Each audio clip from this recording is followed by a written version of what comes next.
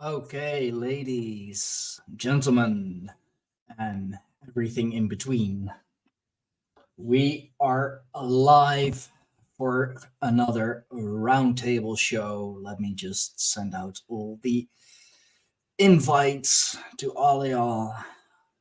Let's see. Apparently, I made a group on Twitter. I don't think I meant to, but that is perfectly fine. So yeah, um, this roundtable will be dedicated to the runic scriptures, runic magic, and everything that we can think of that connects to it. There is quite a bunch to say about it, and that's why I wanted to do a roundtable on it. I know we left off the last one kind of talking about that. Um, so that's why I wanted to continue today. Let's share this far and wide. Yeah, that should be good. Because I know that there is so much that can be said about it, and the runes. They're not just scripts. They're not just. I mean, like, of course, you can write with them. Like they are pretty much the normal alphabet or the alphabet of that time.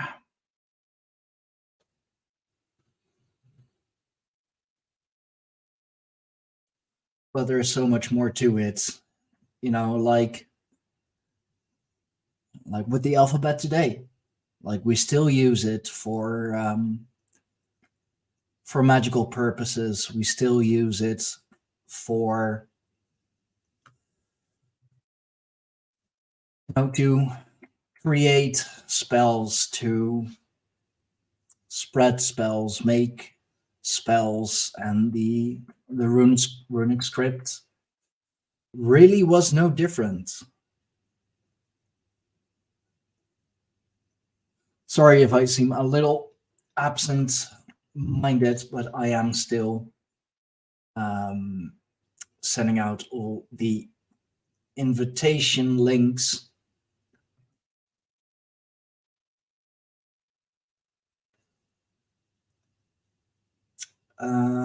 Let's send one to. Let's send one to Zaralath. Because he was so. Oh, crap. Is this working? Would that be? No, that's not working. Dang it. Okay. That was the wrong link. Doesn't matter. I'll just.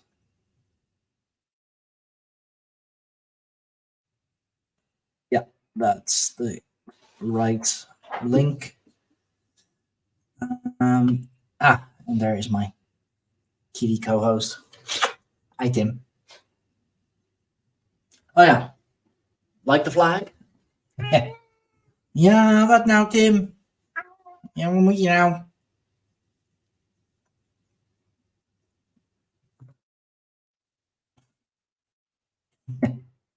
He is a silly cat. But I love him. I mean, like, we were also kind of going into the whole alphabet with who was it? Dustin Wilson when we were doing the oh, my hair, I swear. the Book Saga podcast, which you can, of course, find on our YouTube channel, www.youtube.com/@SteinFox. I'm just gonna plug some stuff real quick because I know. Oh gosh, because I know, like once we get going, I'm gonna have a hard time plugging all the stuff. So, yeah, www.youtube.com/@SteinFox is where you can find all the live recordings of the podcast. Other than we are, of course, on all major podcasting platforms, that being Spreaker, Google Podcasts, Apple Podcasts. Oh God, where else are we on? Spotify, of course. Geez, where else are we? You can find most edited versions of the podcast on Odyssey. Just look up Greyhorn Pagans Podcast on Odyssey. You can find it on Rumble, of course. And most important to me, what you see in the ticker down below, in the banner down below, is my book, The Pagan Revival. Hi. Hi. I couldn't help myself. It popped up right in the middle of me sending a message, and I was like, "Oh well, I have to go join and see what is going on here." Oh well, you're most welcome. First time guest, right? What's that? You're a first time guest, right? Oh, yes. This is the first. Well, it's the first time I've been on your show. Yeah. I couldn't help myself. I've seen you guys posting lately, and I was like, I got to go check this out. I'm Shaman Isis, by the way. Nice to meet you. Nice to meet you. Nice to meet you. This is just the roundtable version that I love to host every now and then for the Greyhorn Pagans podcast. Usually, pick a topic and go in on that. Today, I picked the use of runes and runic scripts in both magic and writing, because we kind of went into that on the tail end of the latest roundtable, and with the podcast that we did with Dustin Walton, the saga and all, we talked about the alphabet and all as well. Sarah, That's so cool. I love that you guys are doing runes. It's something I've been getting into lately. It's fascinating. It sure is. Well, share your experiences. Like, I it's funny because, and I don't know if this is because I'm apparently 98% Irish, Scottish, which I didn't even know until like a year or so ago, and I realized that that's a little bit off. But in the vicinity of the world, that's where they originate, and I have been drawing naturally runes since I was a kid without even realizing it, which I think is actually a trip. And so I recently started studying them again because I wanted to find out why it's something that I started doing when I was a child. Oh, that is fascinating. I mean, I know that in the like the Anglo-Saxon sphere, the Anglosphere, Saxon sphere, whatever, they used runes as well. It's pretty much been used all over the world. Yeah. I would even go as far to say that the Chinese script, is basically runes. It's just the Eastern Asian version of it. Yeah. Would you consider the hieroglyphics to be runes? Yeah. in a way, I do In a believe way, yeah. that they could be considered runes. I mean, like there is the runes is not just what we associate with with the Norse or with the Danes or the Scandinavian, Germanic. But I believe it can be interpreted in so many ways. Like I was just thinking about that today actually. That even the hieroglyphics.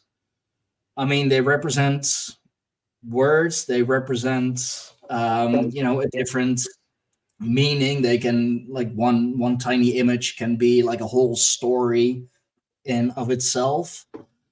And yeah, it's basically runes. I mean, you could even say that the alphabet we're using today, I mean, like what makes it different from runes? It's script. We use it for both writing and for magic. I mean, spelling, quite literally. Um, so it's just I'm loving this space because it's so chill.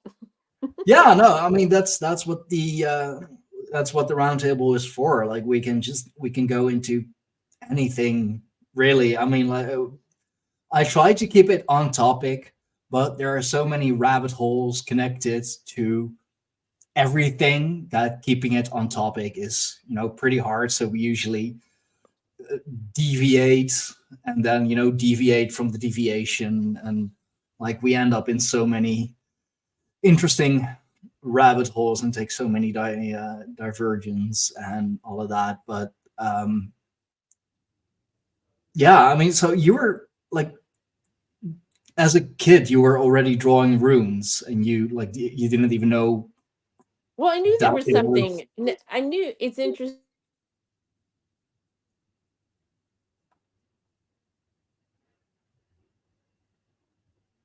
your sound cut off.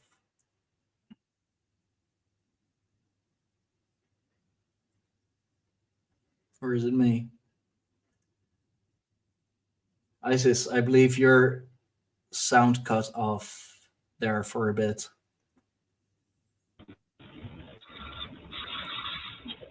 Yeah, it said she was muted. Hi, everybody. Hey, Zarlath, what up? Hey. Thanks for the invite. Caught me on my lunch break. I got about 50 minutes. Oh well, thanks for joining us on your lunch break. That's very very kind of you. Like I know when we get into runes and all, you're definitely the man to talk to. And Isis just keeps telling a story, even though we can't hear her, which is a shame. Because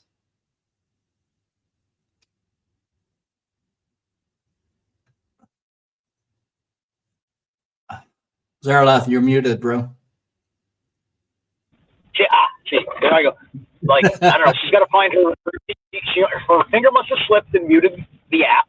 She's got to find the unmute or the mobile device. I mean, I'm on the mobile like web studio. I don't have these. I don't know if StreamYard has it. But I mean, we have talked a bunch about the runes in the shows that we did.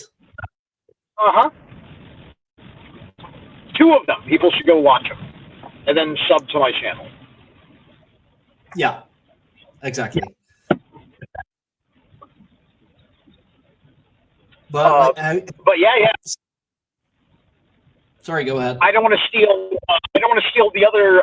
What was her name? Shaman Isis. I don't want to steal her thunder. She's popping back on.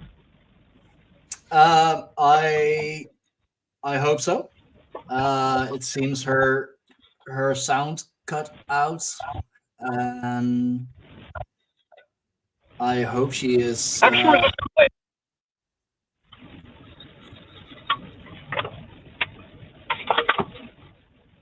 All right. Let me. Well, you can ask me anything.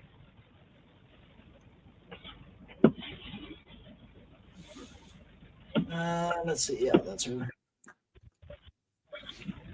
So, like, what's your view on the runes? Like, is it just script? Is it just for magic? Is it, you know? Well, the thing when you see the runes that is the only thing that really is about the runes is angles. These are archaic angles that have significant meaning, right? Lagus is the way that it is because it kind of, to me, looks like a fishing rod, right? This upside down L. And, so that's the long line of it. It sits there and it's at a slight, bent angle, so it jaunts up a little bit, but then it comes down like a fishing line. And so that's the fishing line going to the bottom of the lake to catch the big fish of the deep, right? And so you're drawing literally that concept like it was a flash frame of a scene of a tarot card as what is drawing the intuitive meaning that is relevant for the reading or the or the appropriate artistic expression within the magic. So, do you believe that the runes, as we know them from the Norse Germanics, that they are like a representation of what we see in nature, like how the branches of certain trees are formed, and we give a certain meaning to it? Because I've seen that before. Yeah. As just like with all sorts of symbols and sigils and icons and brands and whatnot, it's working off of a kind of reductionism, right? Like I mentioned, the reductionism, the fishing rod, and it's just these two lines going like that, right? It's the same thing with the Algi's rune. The Algi's rune, you're supposed to know that that's an elk, right? Yeah. It's got a head, it's got two horns, and then the body, but that's so reductionist, so like absolutely basic, and then the complex meaning kind of evolves out of the forms. So, and that's just with seeing it. That says nothing of toning these runes. Mm-hmm. And then, of course, sigil craft, where you're altering the form, yet somehow keeping its essence. So, do you believe that, like, bind runes, like, can anyone just create a bind rune, or is that more of a neo-pagan thing that we're like, oh, let's just combine these powers and like call it a new power or call it a symbiosis of those powers? Because I know a lot of people are kind of debating on that topic, like anybody can mix and match things together, give it a new meaning. Well, we all know, and it's most predominant with the younger Futhark system, which I'm a little familiar with. I had to teach myself some of it just to make my Northman breakdown video, because I wanted to make sure that I understood all of the moments, especially the chapter switchovers, right? Because when it says Gothreki in the Runic, in the younger Futhark Runic, it means like the guarded lands of the east, but that's not what it translates on the film, right? There's a deeper meaning versus the phonetic that I was able to figure out once I understood the younger Futhark version of the Ansu's rune and all that stuff. But my point is that when we were in that 16-character younger Futhark period, we all know that Icelandic rune staves were coming out of that. It's not neo-pagan, but it's not Bronze Age mystery school stuff of the Indo-Europeans. It's something that's much closer to the Viking Age and used a lot in the Viking Age that we've seen. And so, whether we learned the sigil craft from someone who came in, we certainly used our sigils in the sigil craft that we learned. Okay. If we're talking about the Indo-Europeans, we have Lyra here with us. He is, the guy to go to for everything Aryan, Indo-European, you name it. So, Liber, I'm still trying to figure out how to pronounce it correctly. What's your take on this? You go way back and you take it in a more mystical direction, if you will.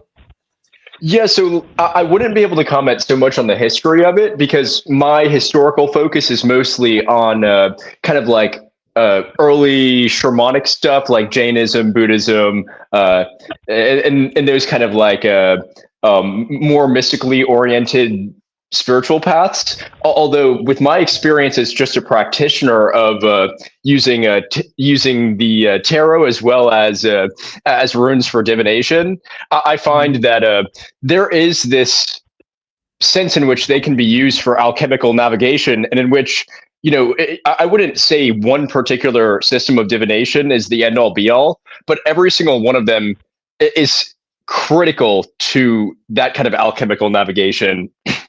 In the sense that it's like a person can go through a certain set of experiences that reveal energetically the same set of, quote unquote human experiences, but from the kind of divine perspective, and in a sense in which the divine is encoded into that human experience, you need something that's kind of like a structured system. And so I find that it's almost like when I put an intention down onto a rune or onto like a rune pull or onto a tarot card pull, I find I have complete confidence that what is returned to me is something not only that's true, but also that's something spiritually valuable. It's kind of like intrinsically insightful. So are you doing rune tarot hybrid readings too? I haven't tried to do both at once. I just kind of like at sometimes I just bought some runes. I'd say probably about a year ago, and some bone runes, and so I just kind of went from playing around with tarot to getting into the runes, and I was impressed with both, I'd say equally. Although I like the runes as they have something specific in the archetypes that it's not like as westernized as the tarot is, I feel. Right. Well, yeah. I mean, because just remember, like tarot is tarot and runes are both discovered divinations based on different things. And the tarot, of course, started out as a game, the same game in which we get our 4-suit regular like bicycle playing card deck, and then over time the patterns began to emerge, and people that knew a thing or two about numerology started finding out that the meanings were corresponding, and over time it went from a game that was practically like a bunch of girls at a sleepover doing light as a feather, stiff as a board, to becoming like a serious practice that you can study, discipline, get better at, and it works. On the runes, I think the way that they are portrayed, because we know that there's that almost particular order in which those runes go, from Futhark all the way to the end, and then there's the argument about Degaz or Othala being the last in it as a quote alphabet, is that when I started learning the runes, I first worked off of the development process of the 3-8,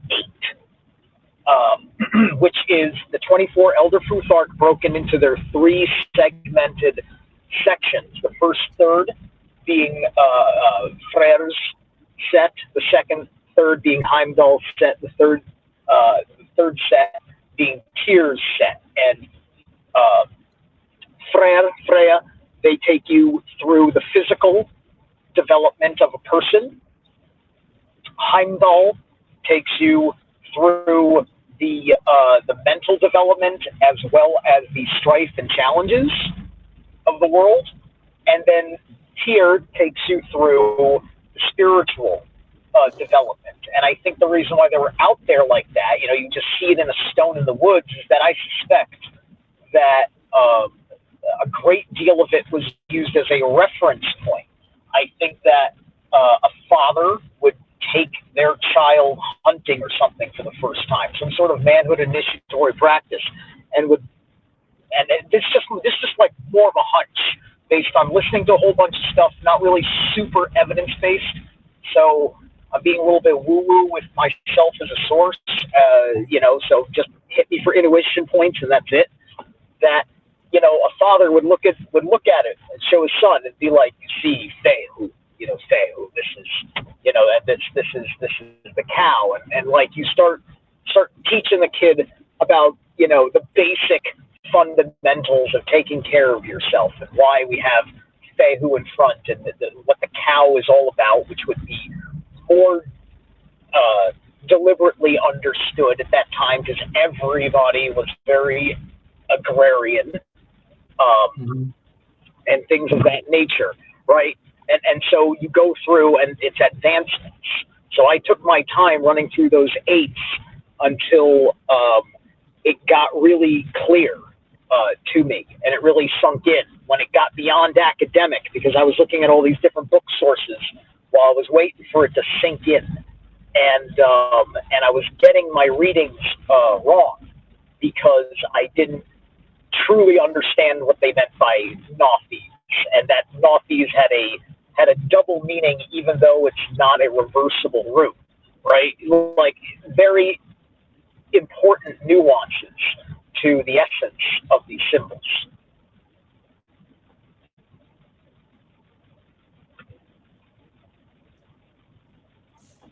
That's a lot of information to take in. But yeah, you're absolutely right. And rune reading, it's a difficult practice, but it's like you said, you gotta have a feeling for it, and that's why I definitely respect you and Raven Wolfgar, who I really want on here to talk about the runes, because he knows so much more than I do. Because this is like more of a roundtable to kind of teach myself as well, because I know too little about it. What I love about Raven, what I love about Raven is that he saw how I do my readings with tarot and runes, and he and I thought it was awesome. He immediately adopted it. Yeah, it was like awesome. Because as far as I know, I'm really the fucking first. I've been doing it for a while, and I still seem to be the first. Hey, that's worth something. You're a trendsetter. Yeah. I have a question for you. Is it Zeralat? Nobody.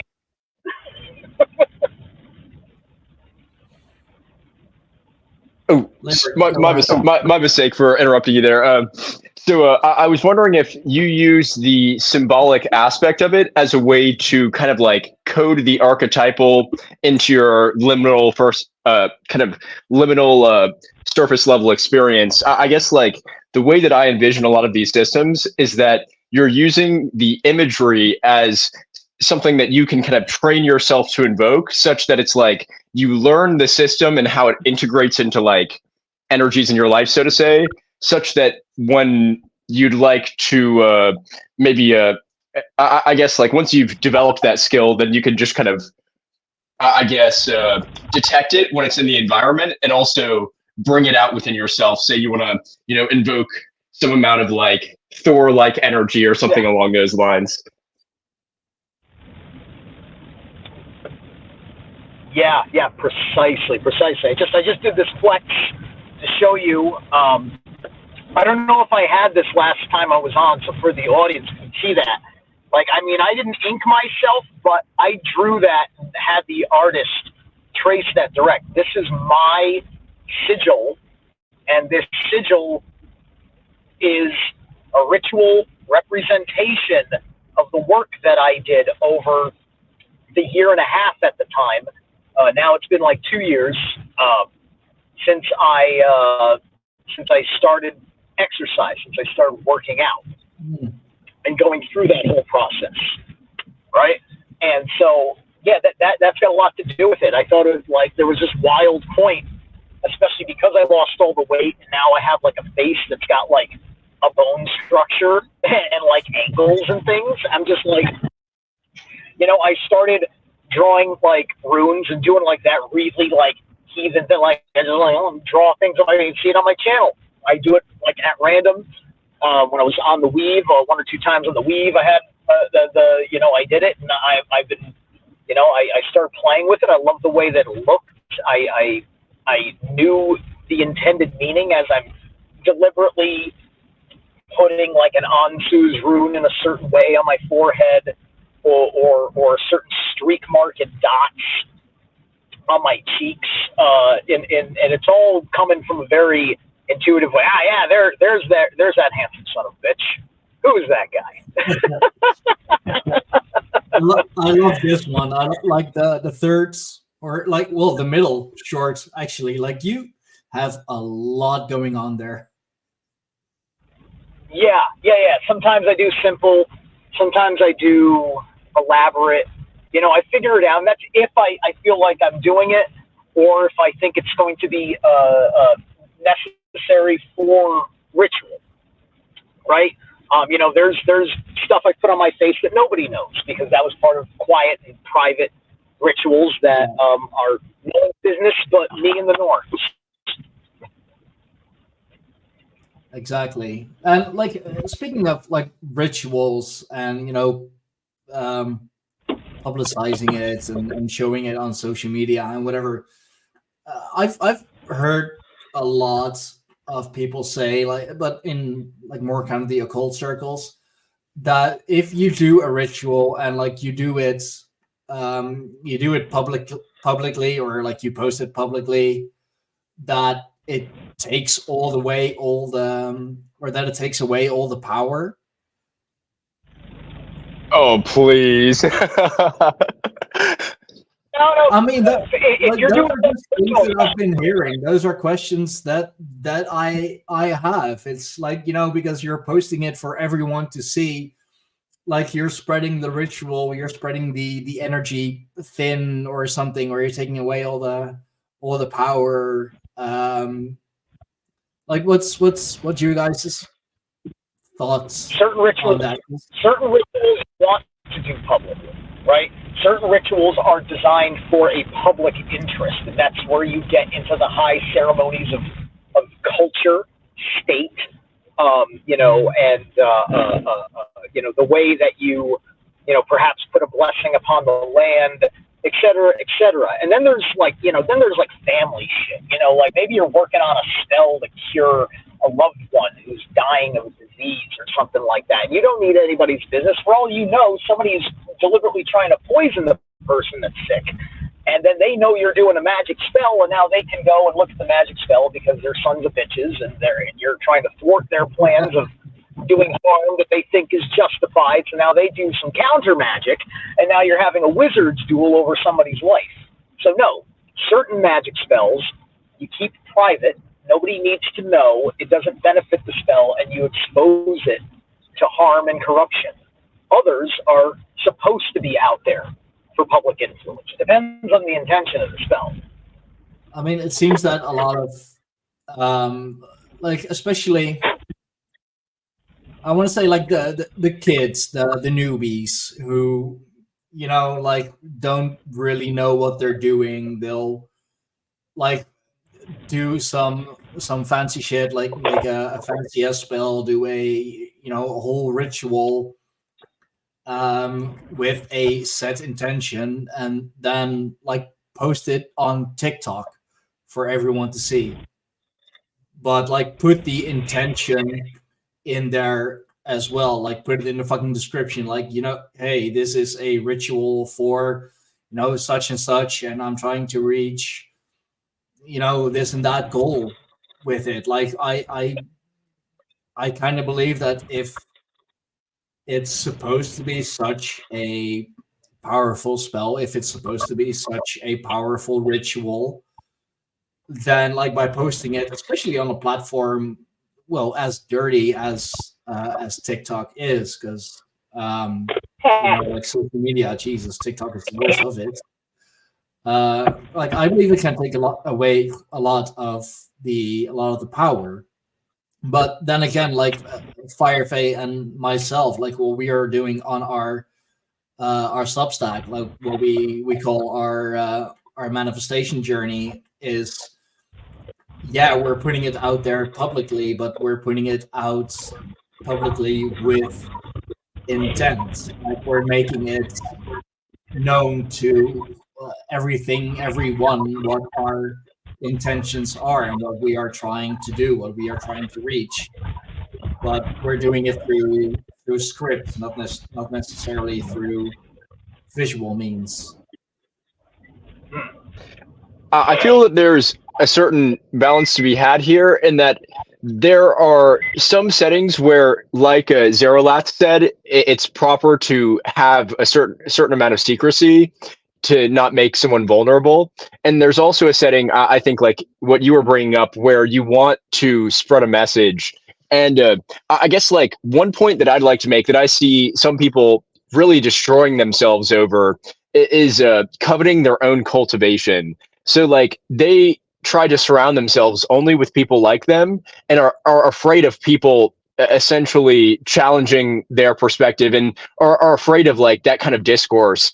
And I guess like I would emphasize the kind of discourse driven method of growth, where it's like I'll try to spread Buddhist insights as well as occult insights to more regular people, just to open them up, and when I feel that they're ready to expand their perspective in some ways. And sometimes I get shut down a little bit, like I feel an energetic negativity that comes out of that. But I think it is worth it to have a transpersonal aim in your spiritual life, as far as how it affects your personal spiritual life. I mean, that's how you create those echo chambers, right? And that seems to be like quite a problem as well, especially in the pagan community. Like a lot of echo chambers, a lot of like circles and inner circles going on, and it's important to broaden your view. It's important to learn from others. But like what seems to be happening nowadays, which is like social media made it a lot easier to just find people you agree with, and let that be your opinion, because it's easy to find people who agree with you nowadays, because there's a circle or an echo chamber for pretty much everything. And I mean, that's not really the right way to to gain gnosis, to gain that new knowledge, if all you do is look up people who think the same as you do. But I think also you can, like, it's like, yes, that's true. But then on a heart-centered level, right? On a different kind of human level, it's like, this kind of discussion about the sameness. Look, there's a little bit of the heart center to it. There's a little bit of the loneliness, right? It's just like you've got this romantic subject in your head, and nobody in the world wants to share wants you to share your world with them, or they think that they do, but you know that you are far too particular. It's just like I have to initiate people into various levels of meaning before they're ready to hear this podcast. I can't just go to my coworkers that I've been working with for 2 years and just throw this podcast at them and expect them to understand half of the things that we're talking about, because we're having an advanced conversation that is built upon other conversations, which is what makes this an interesting podcast, is that you've never heard it before. Yeah.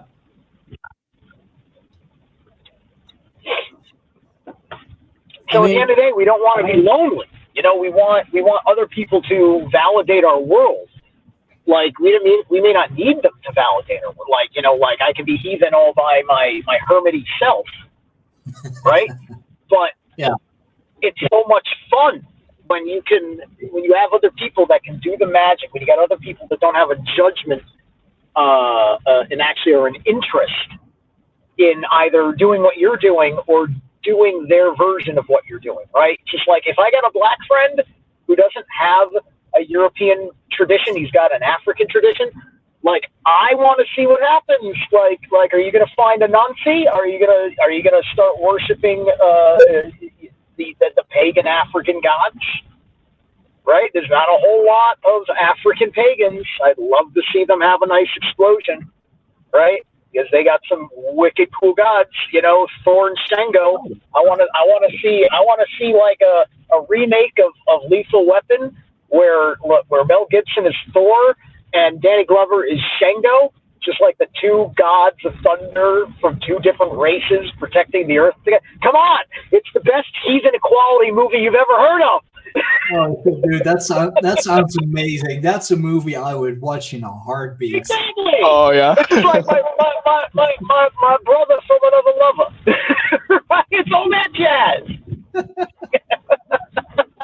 So, right? And seeing that's cool. And that's Gemini. And that's, you don't want to be fucking alone. No. Like kind of going into that, like that's God, there are so many fucking discussions going on about like open practice, closed practice, and whatever. Like, I know this is, it can, go into rather controversial territory, but do you believe that you should, at least should have a European heritage in order to practice European heathenry, or like can the gods call to anyone? Here's a better question. Why are you running away from your heritage? Why do you need to come to mine? It's just like, I'm a loving man. You need Odin to help you, and I don't know nothing about your people's god. Maybe Odin will help you find your gods because Odin loves you as much as I do, right? He wants you to be connected because we all have a history. We all come from somewhere, and that's a part of it, and it's important, and it's part of how we love and honor each other. Now, if you're completely disconnected and you can't get back in connection with that, then, you're going to be loved and welcomed on a human level. Because we're all here, and there is a creator above the gods who is kind of not in control of the gods. Like, I'm not trying to make some sort of monotheist point per se, but it's where the monotheists got it confused and wrong about the relationship and aspect of what I believe is two above the others, a prime father and a prime mother of all creation in general, and then all the pantheons after the primordial gods are born, then the regular pantheon of gods comes. And you will see that as a pattern in the subtext across a lot of comparative mythology. It's even in it's even suggested towards the very end. I cover it in a recent video I did on the Voluspa, where there's this inference. I forget the exact phrasing in my translation, but there's an inference of some sort of deity who is involved with the whole thing that isn't any of the deities mentioned throughout the whole Voluspa. Something different, something that's almost like and assumed to be known by those who would hear the tale, meaning people like you and me at that time. Yeah. And this is what I think Heilong figures out. When they open ceremony on Lifa, they're praying to the one great being. Before we lived and named it, he's praying to that. I think it's two. I think there's a mother and a father. But the point is, it's this essence above all of that.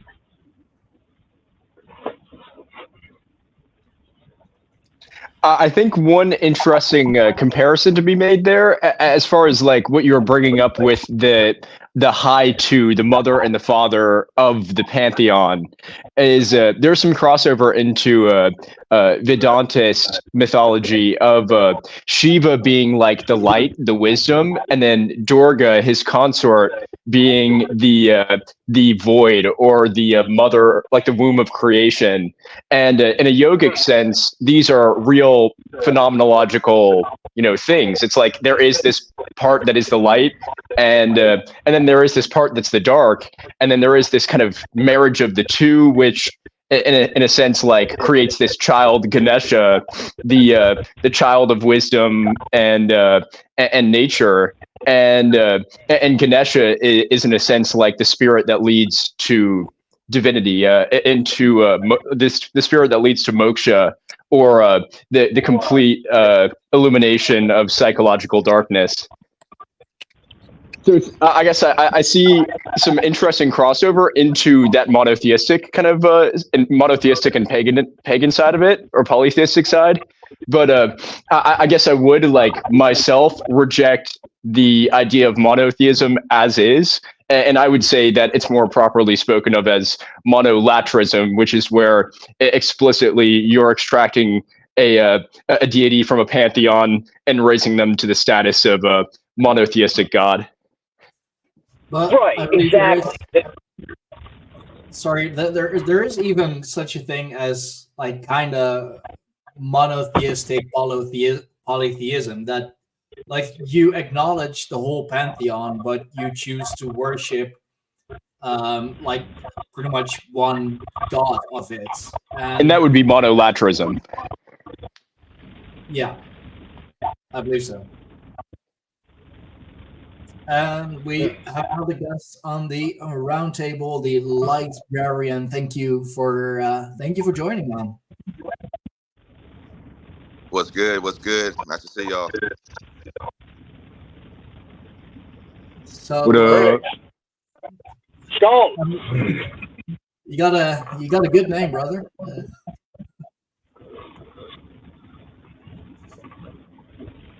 Appreciate that. Yeah, my parents were pretty cool. They still are. So I don't know how much you have, how much you heard, how much you have been following the show so far. But like, what's your thoughts on all of this? What's your thoughts on the runes, runic scripts, runic magic, like you name it? I just popped in here, so I saw that you posted that you were going to be discussing the runes, but yeah, I didn't expect to be up on here. I was just popping in to see what was going on, but yeah, I'm into the runes. I've done a little studying on it myself. I wouldn't say I'm a expert or have dived really deeply, but am somewhat familiar, and Okay. I'm interested. That's why I'm here.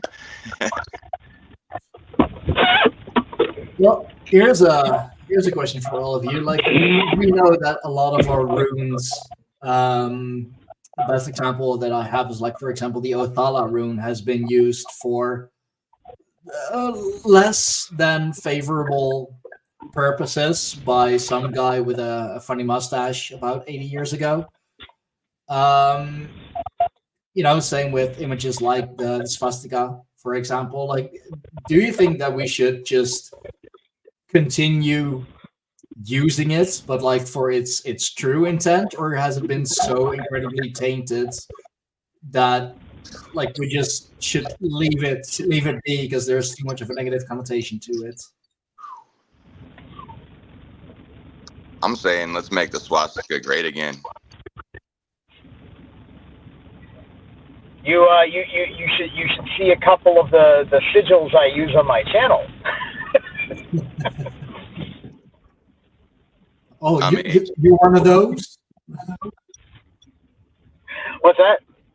You're one of those? I'm one of those. I am my own thing. Look, I got my it's called the filfot in the Indo-European tradition, right? The swastika, we're grabbing that from Sanskrit, yeah. And that's an archaic connection that we have. But like we want to, maybe people would be less triggered if we used an Indo-European word, because I am not an Indian, even if I may be an Aryan. But I'm far removed. I probably have, my Scottish side, I might be Scythian, right? There's a lot of different things I can be connected to. Lots of cultures that have used the fire wheel, and in Europe we knew it as the filfot, so we can call it the filfot if we like. We could see my name as a sigil as one of them, and it looks like a filfot. Fun stuff. Well, I know you from the Bach Saga chat group. So in the Bach Saga, the swastika is a very old symbol, and in root language, I believe it's swavelsticken, which means matchstick or sulfur stick. And the story is that there was a ritual that had to do with a pole and 4 hollowed out logs. And later the hollow logs were boats, and you would fill the boats with sulfur, and you would light them on fire, and you would spin them up in the sky. And as they spin faster and faster, the pattern of the swastika is actually shown in the sky. And it actually, faster it spins, it slows down, and it looks like it's starting to spin in the alternate direction. And so I think it's one of the oldest symbols in the world, and the symbol that used to unify everybody, because it's found everywhere in the world. So many places. Wow. Like, I've been to Thailand and Taiwan, and it's in all the temples everywhere. It's normal. It's not even a thing. You know what I mean? It's that symbol. Like I have plenty of books on the swastika that it shows everywhere. It's still used in many places with no shame, actually. So it is. Like in the East, it's still very much used, and very much used with its original intent, with its original meaning in mind. The symbol of luck, a solar symbol. I know that for a lot of people, it's when they go to Thailand or when they go to Nepal and they see all the houses and temples with the swastikas on it, like they're pretty shocked. Like it's I mean, of course, it's a culture shock, East versus West. I've been to China like years ago. It's nothing like the West. But then to see a symbol that, us in Europe, in the West, if you will, whatever connotates the West, have demonized so bad, to see it being openly used. I get that, It's a kind of elimination of language. It's kind of an elimination of language, and not just because of the runic connection.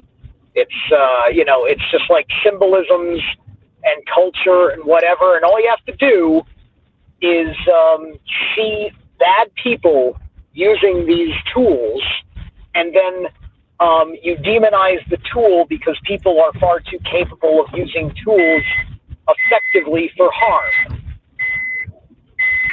So yeah, I was thinking that exact same thing while this conversation had been going on. I feel that like there is a strong association between this, like that symbol as a symbol of a temple, and the temple as a symbol of spiritual order, and then the demonization of that symbol as in some ways tied to a demonization of spiritual order, just by like a kind of like spread shot effect where they're not getting an accurate shot, they're just shooting anything in the vicinity. Could I add one thing? Go ahead. So before I found the Bach Saga, I was already interested in the swastika, and in Southwest Native American, in like the Navajo area, you know, kind of where New Mexico and those kind of four corners states are. The swastika used to be on the highway signs.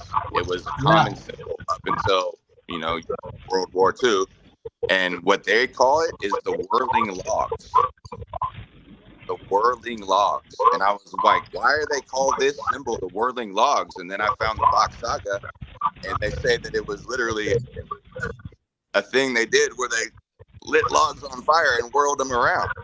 So this is, you know, an example here of some Navajo whirling logs. I believe it's a Slavic. I think I've seen it in Slavic custom where they have they'll actually make like a fire wheel, and I think I see like the women would dance with the fire wheel. It looks freaking amazing, right? And I love seeing like fire dancers at festivals and stuff like that.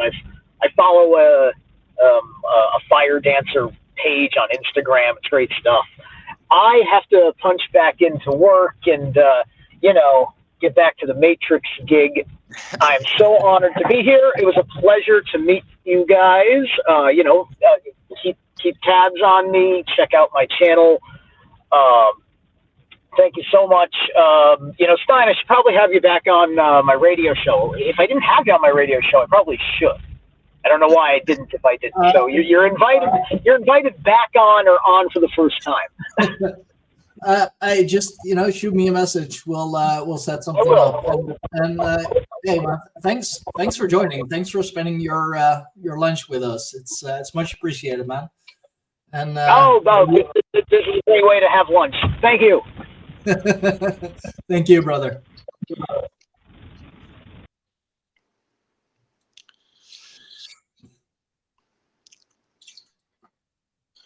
So yeah, there's another thing I know in South America somewhere. They have a big central pole, and 4 people are connected to ropes, and they hang from the ropes and spin around in a ceremonial fashion. Mm-hmm. And then there's also a Native American tradition called Sundance. Are you familiar with that?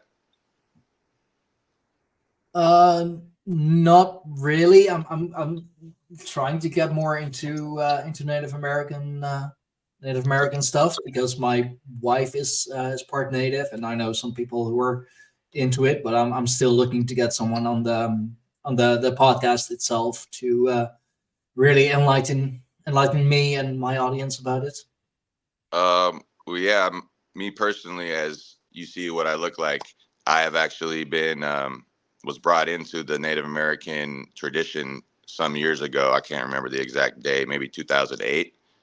And I went to my first peyote ceremony, and I continued with that path for many years. And I can get into that at another time. But what I wanted to say is Sundance, that basically it's a tradition where you pierce yourself and you're hung from a tree in a 4-day ceremonial fashion, where you're fasting and dancing around a tree, piercing yourself and connecting to the tree. And where have you heard a similar story of piercing and connecting to a tree? Yeah, that's a very familiar story, and that might even connect to the rune story, huh? Yeah, no, it's interesting, because I know I've been part of the the alternative community, like the metal community, for quite a while, and I know that like it's even a part. I mean, it's kind of has to do with metal, but it's more like piercing related suspension, where you literally just hook yourself into some ropes and pulleys and all, and you you pull yourself up, or you're getting pulled up, and it's such a rush, like it's such a adrenaline rush. But yeah, it all sounds so familiar. I'll tell you what, man. If you want to talk about it in the future, I'm a sun dancer, and I'm willing to tell some of my story and how I found the relationship to Norse shamanism while at Sundance doing that ceremony. Oh man, I'd love to talk to you about that, like a one-on-one For sure. podcast. I'm definitely gonna invite my my wifey for that as well. As soon as she's feeling a little better, she's dealing with some like bronchitis and all at the moment. So Blessings, recovery. Yeah, thanks. I'll let her know. But yeah, there's so many things that that you can connect to it, and like with the swastika, like that also kind of goes into the black sun symbolism. There's like still even more discussion about that, because that has been like truly used in the occult side of National Socialism, let's call it.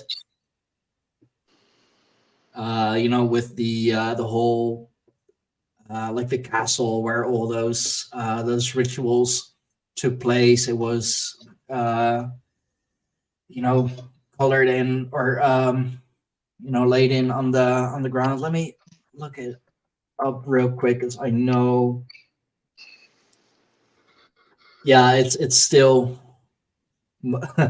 As soon as I look up Black Sun, that's it's the first thing that that pops up. Unfortunately, because it's still that's still the one we know from fucking So- 80 years ago. I've collected a lot of books on the swastika and that sort of symbolism and the migration. One of the books is called Migrations of Symbols, and I have PDF books that show that symbol in maybe 30 different countries all over the world, the swastika that is, and obviously there's variations of it that we've all seen.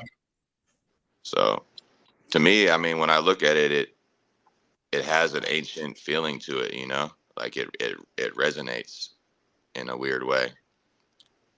And I remember drawing it when I was a kid and not even knowing like that it was a bat or anything. And me and my friend drew it and on a flag, and we got in trouble. We made a flag with it on it when we were in like kindergarten, and we got in trouble.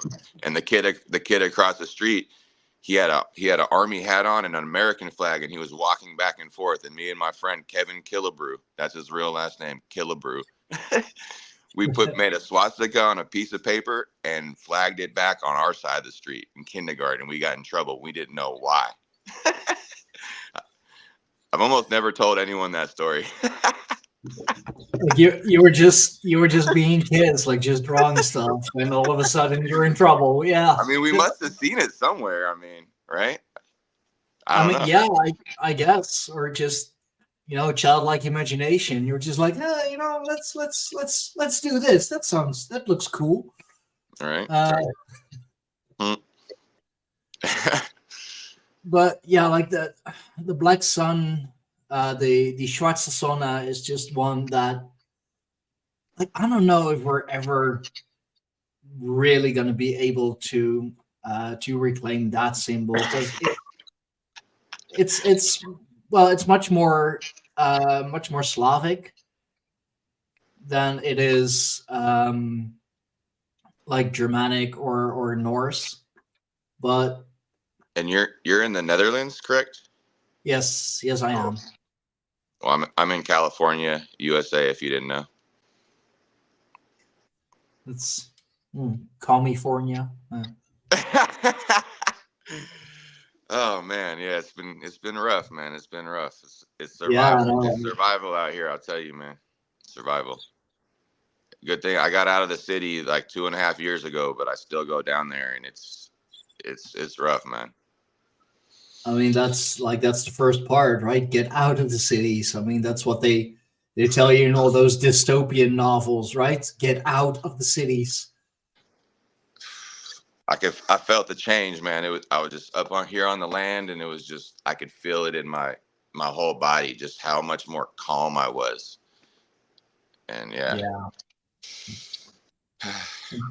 Do you feel like moving out of the city and more into the lands, into the countryside? Like do you feel like you have that deeper connection with nature again, or is that Yeah. just what we're trying to tell ourselves? When I lived in Oakland previously, right near San Francisco, I lived kind of in this really amazing spot for 10 years where I had this giant backyard that went down into a creek, and there was redwood trees and oak trees, and there wasn't really houses on either side. It was like space all around it before the next house and the next house, and then there was nobody in the back, and it was very private, and I was able to have a little garden and whatnot, even though it was right next to the freeway and you could hear the freeway, or whatever. But now I'm on 15 acres and I raise chickens, and I have fruit trees, and I've been, with the help of a few friends, been building a garden. I've got these hugelkultur beds that I've been making and been planting fruit trees. And yeah, this year, I mean, I kind of had a late start, but man, I grew a lot of food this year, so much that I was giving it away, That's amazing. Yeah. I mean, that's how life should be, right? That's how a community should be working. Yeah. So. I mean, I'm desperate to get out of the city, but it's so fucking hard. The Netherlands is quite a small country, so there are a lot of people wanting the same thing. So you really have to be quite lucky, or able to have enough money or get enough money to really get your own space, get your own home. But it's even here in the Netherlands, man, it's hard living, and I'm still quite lucky that I have this place and I can live here for pretty much as long as I like. There is no term on the rental contract. As long as I keep paying the rent, they're like, yeah, okay, fine. Yeah. Because that's what it's all about. Just don't make a nuisance. Keep paying the rent. I have a little back garden, and I'm thinking of growing some stuff, but it's I don't know. I feel like that's kind of a waste to do in the city. But I mean, you could do little, just like some herbs that you just take a couple leaves off every day. So it's not like you got to wait 4 months to harvest it and then it's done. You could just have those little things where you're just kind of taking a little piece off here and there, or. Yeah. So you have that fresh, whatever, I mean, I would love to, to grow to go back to the land, to have a couple of chickens, like what you have basically. And I've done a show a while ago with Tina Kemp, a Flemish woman who moved to Italy, but what she does is she's very much a homemaker, and she has a strong connection with the runes as well, and she will kind of bake it into the bread for example. Like she'll make the dough and then in the dough carve a rune or whatever, and then bake it. So it really, like quite literally, the power of the rune gets baked into the breads. I mean, I like that. I mean, she did say that that's kind of a more difficult practice, kind of a harder practice, because like you don't want to do it too much, or like with the wrong runes or with the wrong intention. And like what I'm also seeing now on Twitter, what I've been like seeing today a lot is that people are drawing like runes and sigils and whatever on the soles of their shoes, so that they're literally walking on those symbols and connecting the symbols Excuse me. with with the earth and the intentions and all. So there are so many ways and so many practices, and I find it all so fascinating. And Yeah, that's something I want to get more into. I have a rune set of stones, but I've never actually thrown them or done anything, or maybe I have. It's just been so long I can't even remember. I mean, if you're looking for a good stone set, one of my fellow tribal members and close friends, Oculus Veritatum, he has his own Etsy shop where he does a lot of like he makes his own runes, and he makes his own rune sets. Let's see if I can. Yeah, maybe because you send me a DM on Telegram or something with that link or something later. Yeah, for sure. Let me let's see. I just got a set of runes that's like a metal stamp set, so you could hammer them in. And so I want to start doing that on like some copper, just basic copper little pendants and bracelets or whatever. So I want to get into a little smithing here. Yeah, this is his shop, Reclaim Repurpose. He has the Nice. the Viking chess game, the deer antlers, rune pendants. Cool. Like the one hanging off my mic, of course. I'll definitely check it out. It looks cool. Yeah. The like divination sets and the runes and all. It's all really really cool stuff, and he's looking to to get, what is it, like a 3D printer? Not tools that make carving more, make carving easier. The engraver, like that little like burning tool where you can burn into metal and stuff. Yeah, I believe so. I mean, he's using a laser, indeed. Like he wants to come on the show, but he just had dental surgery, so he's kind of sore and numb at the same time. What about a gold grill with the runes on them? No one's done that yet, have they? Oh, that'd be really cool, though. That'd be quite something. Get some of the black metal guys to get the rune grills. Come on. Oh, dude, like I can totally see them doing that. But like keep it in spirit. So have like the grill be like all black and the runes be like all white and all, and yeah, man. Oh, that'd be cool. Black light reactive. Dude, that would, especially in the black metal community, that would sell. Hey, I don't think it's that hard to. Maybe your guy could get into grills. I don't think it's that hard. You just get the thing, whoop whoop, and then you just it's just a little metallurgy. Side hustle. I mean, yeah, sure. Like, why not? That'd be really, really cool. Or I don't know, like how about something like dentures with the runes carved into them, or would that like defeat the whole purpose of dentures? I don't know.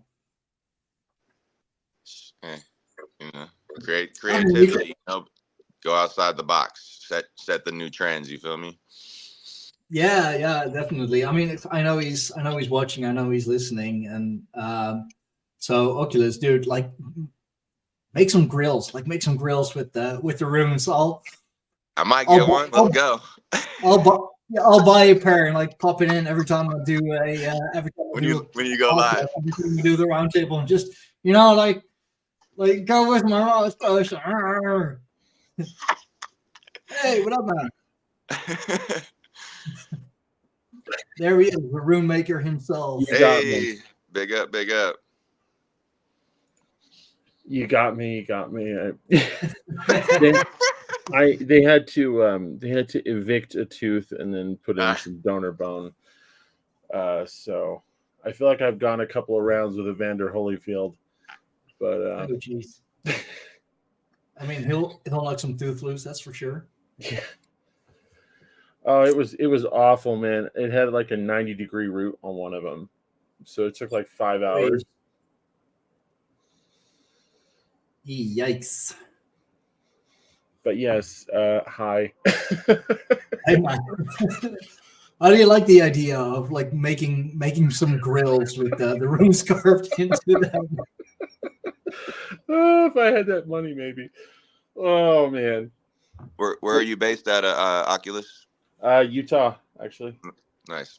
Yes, we're very familiar with the state of the corrupt kingdom of California. We've been under siege for some time. Yeah, man. Nice to meet you, Thor. Likewise. Hey, will you tell me your name, how you pronounce it? Oh, Oculus. Well, no. Oculus Veritatum. Mr. ST, Mr. Fox. Stein. Yes. Oh, perfect. Thank you. Yeah, glad you like the runes. That was just an idea I was inspired with. I know a lot about mythology and a whole bunch of religious research I've done my whole life. That's a whole story. But I started carving those after I got in contact with a friend of mine. We have a little booth at a place called Evermore. It's really his booth I help out, but he has connections to hunters and backpackers and outdoorsmen up in Wyoming and all over like that, the northern mountainous region. So we get deer and elk skulls because normally the hunters would just throw them away. Yeah. Once they get the points, because that's what they really want. And so then I take the skull and I slice them. I make all kinds of stuff. Actually, there's some stuff that's not even on the site yet, but I'm working on, which is also pendants made from circles from elk skull. We also have from right on the third eye, right in the center. I can't remember what it's called anatomically, but there's a stitch that all mammals have right at the center of the skull because there's 3 plates. I also do engravings and carvings on those. So awesome. I just thought it would be better, not to knock anything or anyone's craft or anything like that. I would never do that. But I just thought it would be a really good idea to use an organic material, especially something like skull, to make divination tools. Because I see a lot of them out there made out of wood and stuff like that, but I think the connection is better with something that's a little more organic, at least in that way, if you know what I mean. I've actually got some runes here that are made of bone. I don't know if you can see it. Yeah. Is that the beef bone or is that? It's a bovine bone. Yeah. That's what I thought. Yeah, I see those quite a bit. But yeah. The set I got is made out of this. It's called Danish Firestone, I believe. It's just like some weird fossil from Denmark or stone that I got from this Danish guy at a gem show once, and he had all these Danish and stones from Greenland. Mm-hmm. That's super cool. From this guy, but I think I might have lost one because I counted them the other day and I felt like there might have been one missing. So anyway, Well, that's actually a question I have for you guys. Is with my sets right now, I just include all of the actual written runes, but some people said I should include a blank one. Mine came with a blank one. My bone set did, and to be honest, I think it's good just because it's so easy to lose those individual runes, especially if you want to like bring them with you in like your wallet or whatever. And so the extra one, if you do lose one, at the very least you can engrave that extra one so it like replaces the missing one. Okay, I was curious if there was Good a idea. diminatory value to a blank one, but I wouldn't have thought so. So thank you for that. Oh yeah. Yeah, I wish I had a set on me. I really do, Stein. It's so ironic that you're having this discussion today, but because of how difficult it is to carve them, I can't do them when there's snow, because it is very smelly and very dusty, and it takes like 12 hours. It takes a long time. Although I do think that I've kind of grown a connection to them a little bit, though, as I've worked with them. It's very interesting. I didn't expect that. Although I suppose I should have expected that given my background. But I'm the weirdo kid. Like I said, I learned hieratic when I was a kid for religious reasons. I was raised LDS, and there's some texts in there. But I also looked into things like Enochian and a whole bunch of other kinds of scripts. Have you checked into any of the like lost treasures and treasure hunting hordes that are in Utah, or ones that have been found or not found yet? I've heard about them. There was a big one this year, actually. I think the guy hit like $26,000 in one of them. Usually when that happens, the Forest Service gets mad. Because people, yeah. Ooh. So I was following this treasure hunter guy, and he used to live in California near where I live now, and he used to mine on the rivers up here. But he was like, "Oh, that's child's play. I moved to Utah. I'm looking for these lost mines and hidden treasures." Oh, I know all about the Dream Mine, because a friend of mine, it was his grandfather who owned the Dream Mine. Interesting. That sounds familiar, but I can touch on that. But yeah, not to steer too far off, but. Well, so on the subject of good things about California, a couple of years ago, I went there for something with a game called Ingress, and we went to Camp Navarro up in the Redwoods. If you've ever been up there, beautiful area. Redwoods, yeah. I don't know about Navarro specifically, but I've been to the Redwood Coast Grove. It's off the charts. Very different than what I'm used to here. Big, tall rocks, Ancient trees, yeah. So, But are those big tall rocks, are they ancient trees, or I don't know. I mean, that's a whole other rabbit hole. Like I'm doing a show on I'll be guest on a podcast, and I'll be doing like a little bit about Tartaria on there, and like one of the many things that is connected to that is like things like those giant ass trees, like the most famous of all. Yeah, like most famous of all, of course, the Devil's Tower, and that it's not really just a flat top mountain, but that it's just an ancient giant freaking tree that got cut down. And there's some really interesting Native American tales regarding the Devil's Tower. When I was looking into that at first, it was some mind-blowing stuff. I'll have to revisit it, but I've been up there a few times as a kid. Wow, that's amazing. That's cool, man. It's very impressive. It's kind of interesting, not to divert too much, but there's a lot of stories of people who tried to climb it, and there was one of them, I think they had to almost like invent a new kind of airplane engine or some kind of technique to actually fly up there to rescue somebody that got stuck up there. Because flying that high is difficult, like to land, and yeah. But people actually climb those things? I mean, I get you want to like uncover the mystery and all, but people are crazy, Stein. There's all along Devil's Tower. If you examine pictures of it, like high def pictures, there are carabiner trails that mountain climbers use to get up it, and there's like medium, easy, difficult, like they're all over, and they're labeled in different colors too. That's crazy. People are insane, and some people free climb it. That's absolutely insane. Oof. Dude, free climbing the Devil's Tower? I mean, yeah, people are special. I'll just say that.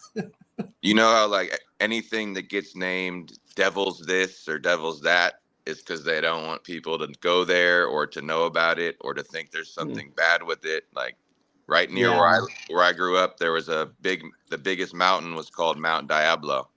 And they gave it that name is because that's where the Native Americans went to hide out when they were under attack from the Spanish. And so that was their last outpost where they were able to survive on the top of this mountain. And the original name was Mount Tushtak. But now everyone is like, oh, there's Mount Diablo. So speaking of mountains, if you're in NorCal, you got to do all of us a favor and go see Mount Shasta. Oh, I've been to Mount Shasta. I got stories about Mount Shasta. Boy. It is a weird, trippy, metaphysical place. And that's what I've heard. Right next to Mount Shasta is a perfect pyramidal, conical pile of rocks. It's not a mountain. It's a pile of rocks in a perfect pyramid cone right on the other side of the freeway from Mount Shasta, which looks like it got smashed down. Like I've hiked up it very high above, where there's no plants growing and the air is very thin. I didn't, obviously go way, way up, but I went up to where I didn't see anybody for the whole day. And there's spirits there, man. There's energies there. We took a lot of pictures with insane orbs. One's like right around these little springs that bubble up out of the ground. I went into lava caves, lava tubes, hiked down underneath there. Some of the pictures, there's hundreds of orbs surrounding me in the pictures. Anyway, it's one of the trippiest places I've ever been. I've done a lot of trippy things there too. Yeah, I've heard it's wild.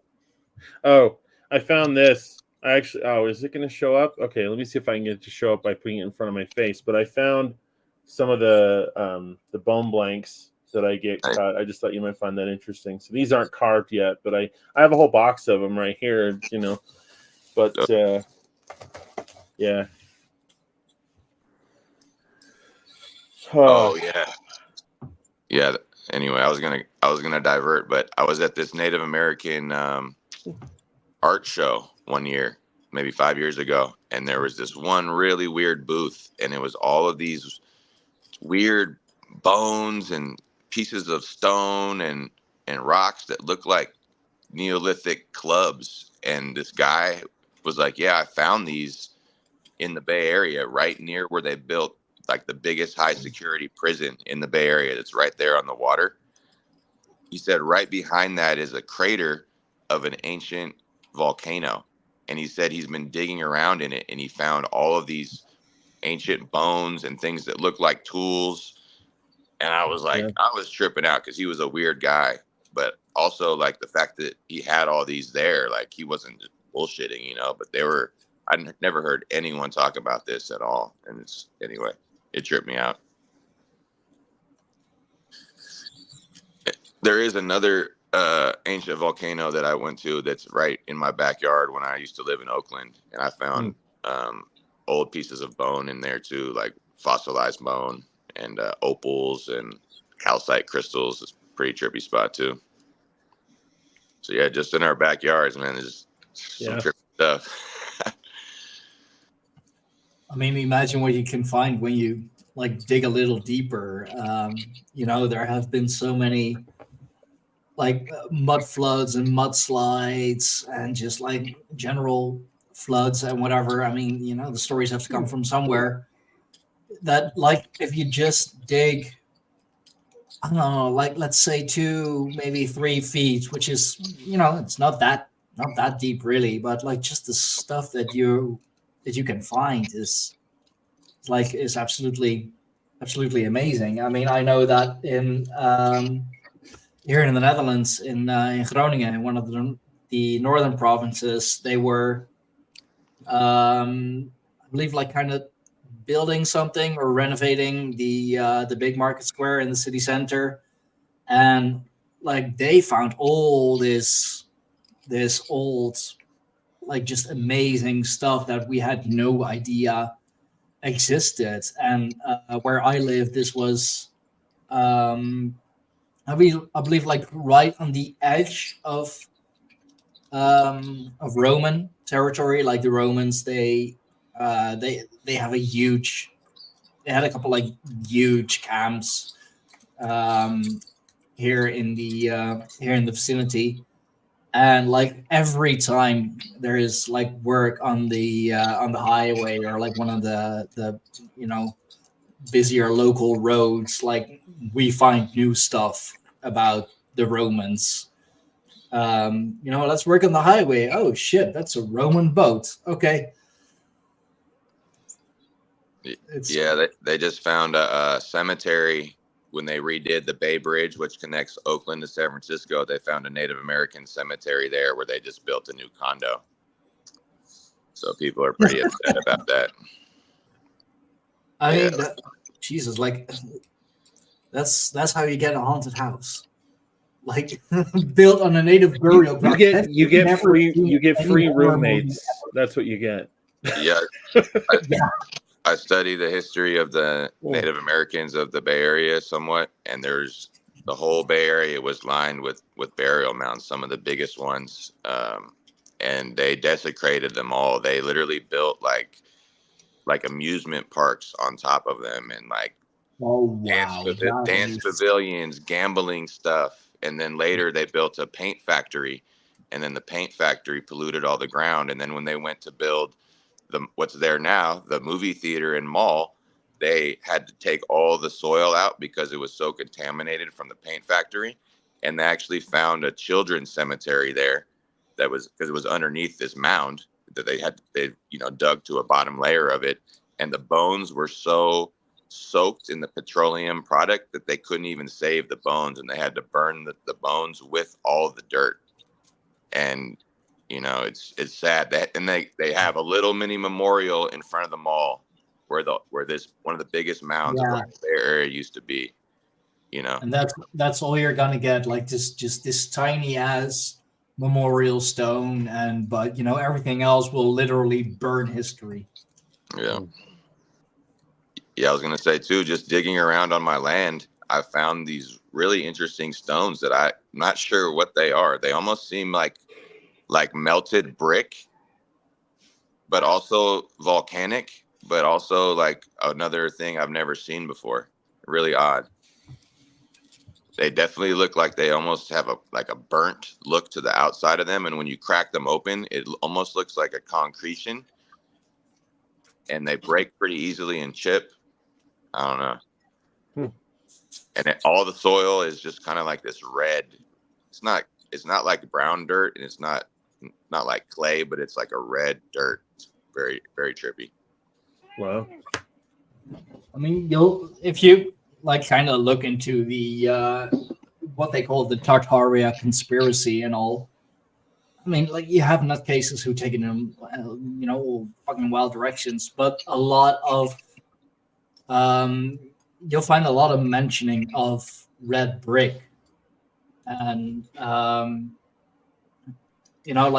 melted red brick as well, and that's supposedly how you got things like what is it? The stuff in Turkey, like those caves and the. It looks melted. I know what you're talking about. Some of them look like they're melted and stuff, and like the entrance is still there, but everything around it looks like it just. Yeah, like it's like like a candle, like it just like the wax kind of like melted over it, and a lot of red brick that has been plastered over. Yeah. I mean, there's a reason why red brick, like, still today is such a, a popular stone, like such a much used stone. I mean, it's pretty easy to come by, and like with the right cement, it'll stay standing for fucking decades. Yeah. But at the same time, like, yeah, stone can be melted. I mean, supposedly, at least, that is how we get lava. That is how we get magma. That's literally molten rocks. So There was a guy. He took an old TV screen and took the curved lens out of it, and he melted lava rock into like obsidian. It was amazing. I know what you mean. I've seen this. I've seen his videos come by. Like, that shit is amazing, and it gets so incredibly freaking hot. Oh, so what you can also do is you can take volcanic ash, like that really fine powder, yeah. And you can heat that up, and it turns into a green glass. Oh, wow. Mm-hmm. I have two examples. One from Mount St. Helens, which is Northern California volcano, and I have another one that's from a Japanese volcanic island made by two separate people, two separate ashes, both very similar green tint. Is that how a lot of the the more ancient people would get their glass, like literally made from volcanic ash? Well, we were kind of discussing that because there's a lot of articles that say like the Vikings or Northern Scandinavians had glass a long time ago. We were speculating that they invented glass to make greenhouses so they could grow through the snow. I mean, here in Northern Europe, like, you pretty much have to, because in wintertime, nothing grows here. It's too cold. Like, the soil gets way too cold, and especially if you go like close to the pole circle, when it actually starts freezing, the ground will also just be way too hard to like even try and get a shovel in. Like, you'll break the damn shovel. Well, what you do is you dig down maybe 6 to 10 feet, and that's where you build your base, and you build your greenhouse up over that. And you could be in there in your shorts and t-shirt in the full winter and growing apple trees. I've seen for sure. I mean, here in the Netherlands, like, one of our main sources of export and therefore income is the export of fruits, vegetables, and flowers, of course, and flower bulbs. And like, you should see, I mean, you'll have to go a bit like further up north into like North Holland, towards far up into North Holland, the province of North Holland. Holland is only two provinces. It's North Holland, South Holland. Holland is not the Netherlands. For anyone who is still confused about that. Well, there are these huge greenhouses where they grow like everything from tomatoes to cucumbers to like you name it. And it's funny because a lot of those greenhouses will be like very nearby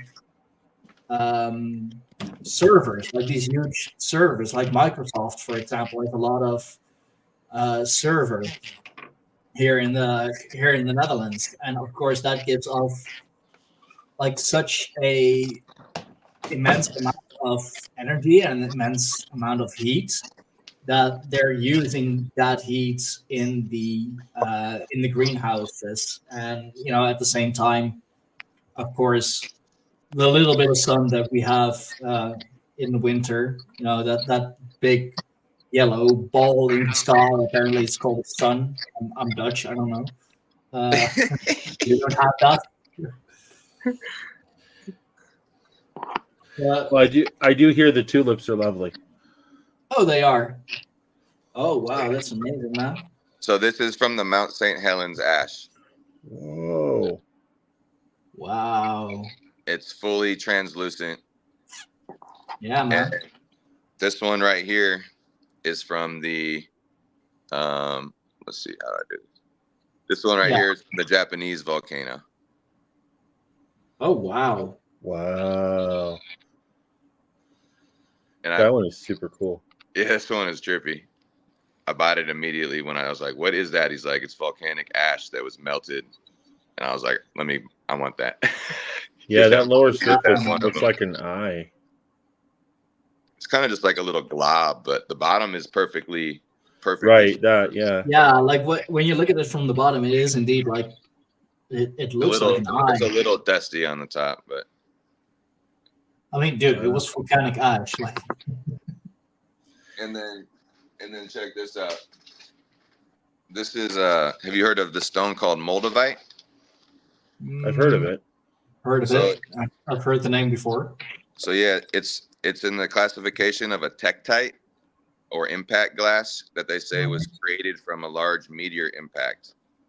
And so coincidentally, it's also this bottle green glass color. Oh, wow. That's super cool.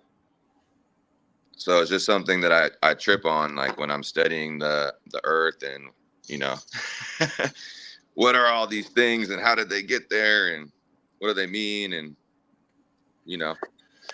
I mean, I know that also from like when lightning hits, that it's a certain kind of glass is also you want to made see some from the impact of the heat. You want to see some of those? You've got some? Oh, wow. Come on, Of man. course he has some. Like, he's got everything else. My name is Thor. Of course I have lightning bolt struck. Oh, my jaw. Oh, that's not fun. This right here is called fulgurite. Nice. Wow. And this is, can you see through it? Let me see. Yeah. Oh, that's completely hollow. Wow. So you can put that right here and it feels crazy. You feel me? Pretend like you're a unicorn. So this is sand. And when it strikes the sand, the lightning goes through and solidifies and creates, I guess, a toroidal field because it's hollow, Yeah. They're not all hollow, but many of them are. And then just while we're on that, check this out. This is a piece of lightning struck quartz. This just nice. You can kind of see it go. Wow. Yeah. Zapped up in there. That's from Brazil, anyway. I mean that almost looks runic, in of itself, like a runic sign burnt into it. I mean, yeah, you see them. You see the runes in nature all the time, especially in plants, trees. That's some amazing stuff, man. On the subject of rare minerals, I tell you the thing I'd love to get a hold of if I ever can actually get out of the city, because money. But I want to go off somewhere. I want to start blacksmithing like my grandpa did. And one of the things I'd love to get my hands on is meteorite pieces. A lot of ancient peoples used pieces of meteorites to forge metals that had very interesting properties. So I'm a meteorite guy too. Go figure. So you hear about the big one that hit over Utah like a year and a half ago? No, I don't recall. But what you do is you get a stick with a magnet on it, and you just, when you're on a little walk in the woods, you just wave your little stick around, and that's how these guys are just finding these meteorites just on the ground. But when I go into the woods and wave my little stick around, I get fined.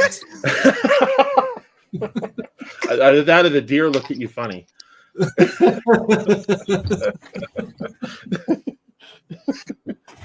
Which I guess is the forest version of a fine. There you go.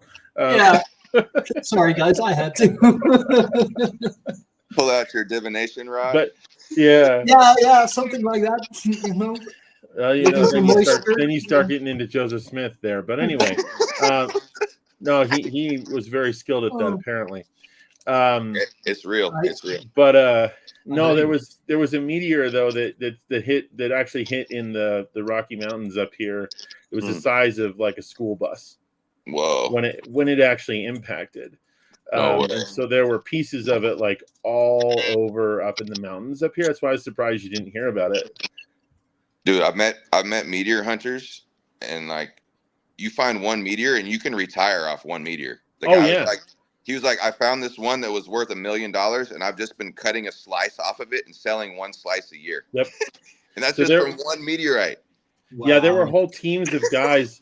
Well, because it would take that kind of infrastructure to find it, though. Because, like I said, it was the size of a school bus right before it hit, and it broke up into a couple of smaller pieces, like the size of cars or like a dog or something, when they were hitting different areas up in the mountains. And if you were going to try and find that, because the moment that they knew it was going to hit, there were whole teams of people with helicopters and like outdoorsmen, and they went out there to go get that shit. Because if you could find, seriously, even if you could just find one chunk of that, like the size of your head, you could. That's what I'm saying. There's a reason why it's so valuable. I mean, minerals that form in planetary formation situations that are just floating around out there that are rare here. Yeah. So there's three classifications of meteorites. There's the nickel iron, which are your standard, look like metal, all curved and weird on the outside. You slice it open, you're going to see all these crisscross shapes of patterning. There's the chondrites, that's with CH, chondrites. Those are the stony iron meteorites, and they have a higher percentage of silica in them and look kind of more like a regular rock. And the third classification is called palisite. And this one is crazy. When you slice a palisite in half, it's got little gemstones inside of it that are this color, but it's called peridot or olivine. It's a iron magnesium silicate, and that's inside a meteorite that's the same green as all these other greens that we talked about, which is trippy as well. Damn. Okay. I mean, I know that a lot of the ancient people, the most famous example, I believe, being the dagger of Tutankhamun? Yeah, I heard about that one. I think so. Out of meteorites. This one too. Let's see. Oh no, I thought I had it. There's a Buddha statue that's made out of meteorite, and it has a swastika right on the chest, I believe. That's pretty well known. I have a book with it in it. I don't know. It'd take me a second to try to pull it out, but let's see. It's literally called Iron Man. yeah, it's one of my favorite Buddha statues of all time. That's pretty cool. Oh wait, I believe I have it. Here. I recently watched an anime that a friend put me on. It's called The Blue Eye Samurai. This one? Yeah, that's the one. So this is entirely made out of meteorites, like out of one chunk. I saw a video on Instagram a couple weeks ago. The guy took a meteorite chunk and he took the piece and cut and made a pistol, a revolver out of the meteorite. It was insane. Whoa. And it took him like 2 years. I can imagine making some bullets out of meteor pieces. That'd be interesting. So in the Blue Eye Samurai, they find the meteorite and they make the samurai sword out of the meteorite. It's badass. They did that in Conan. They called it star metal. Tight.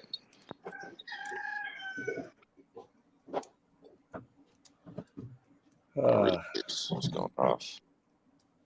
I'm gonna have to give my jaw a rest here in a minute, but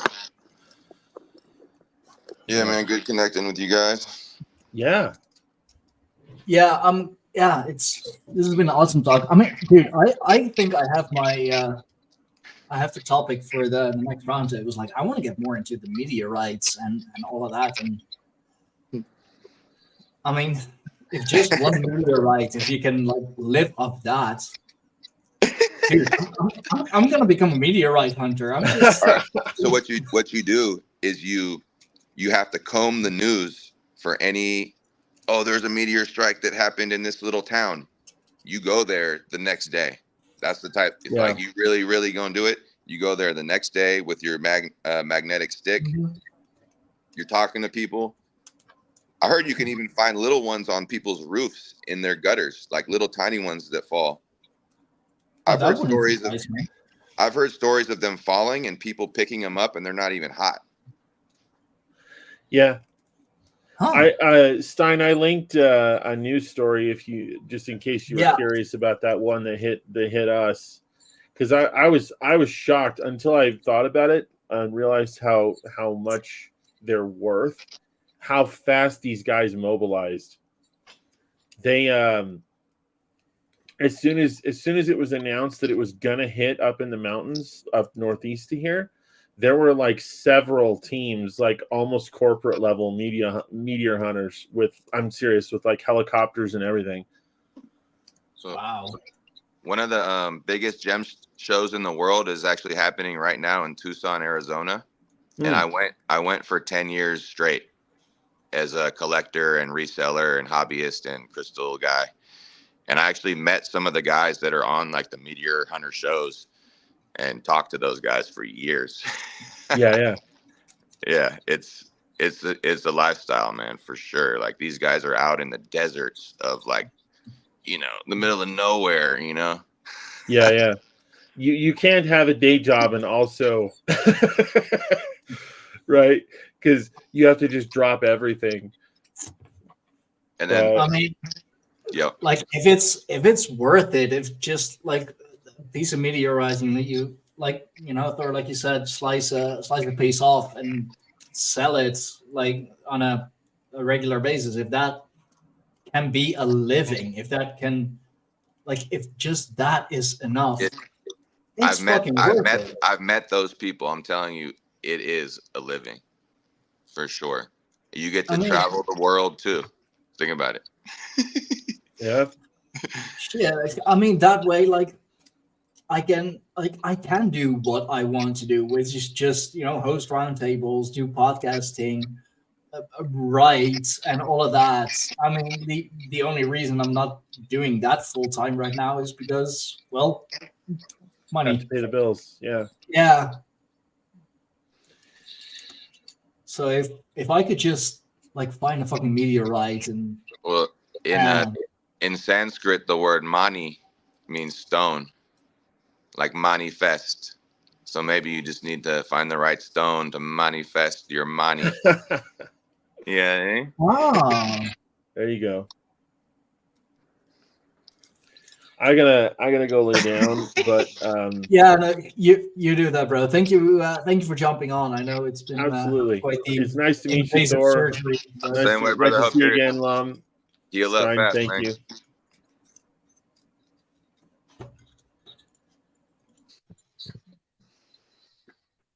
So just find the right stone to find the.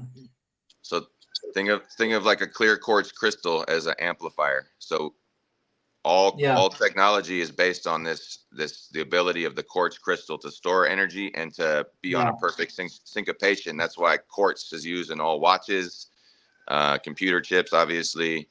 So you can actually use that quartz as a personal transmitter, receiver, or amplifier of intention. In my studies, in fact, I know it works. I know my wife is likes those kind of things very much. She's more into the divination aspect and with the crystals and all. She loves that stuff.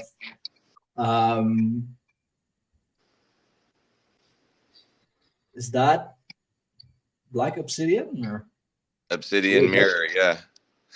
Dude, that's literally a black mirror. That's so cool. And when you take it outside and you look up at the sky and the trees, the color reflects off the lights. It's pretty trippy. Wow. Yeah. I gotta.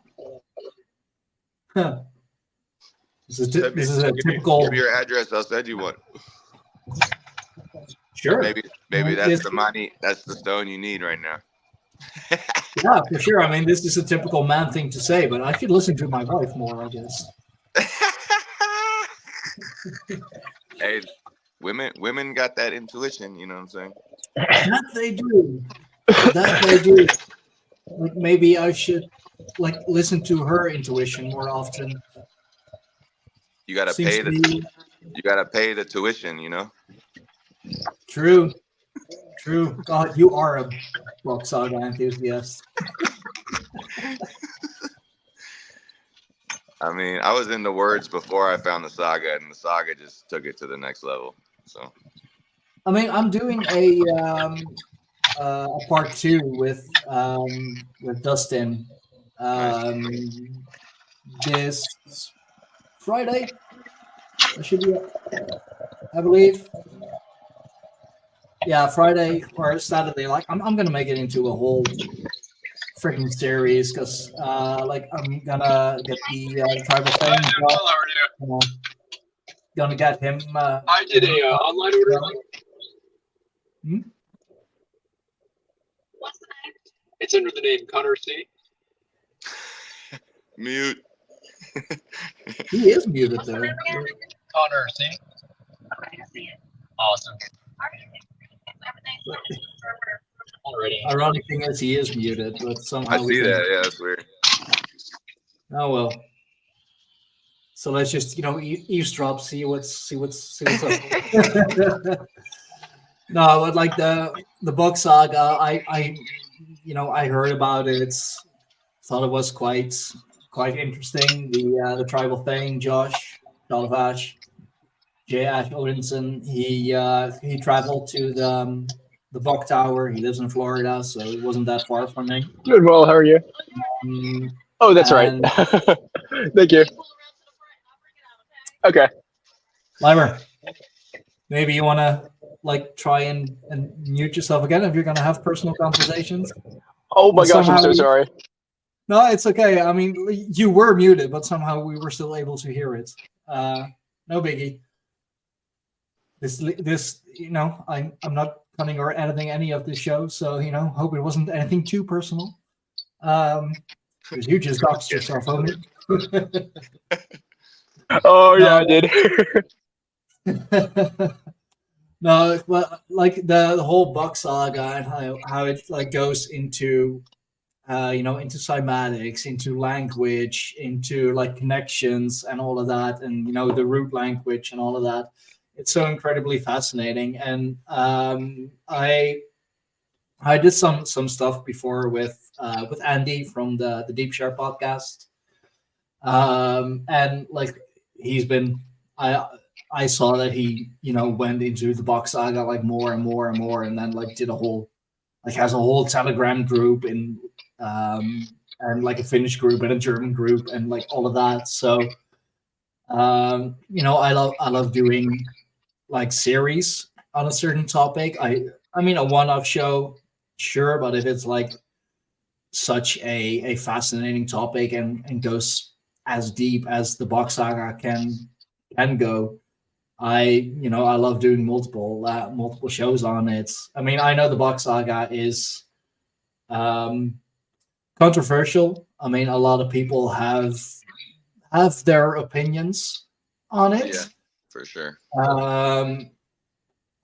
But whether it's controversial or not, whether it's real or not, as is with anything, nowadays, how do we know if anything is real when so much is fake already?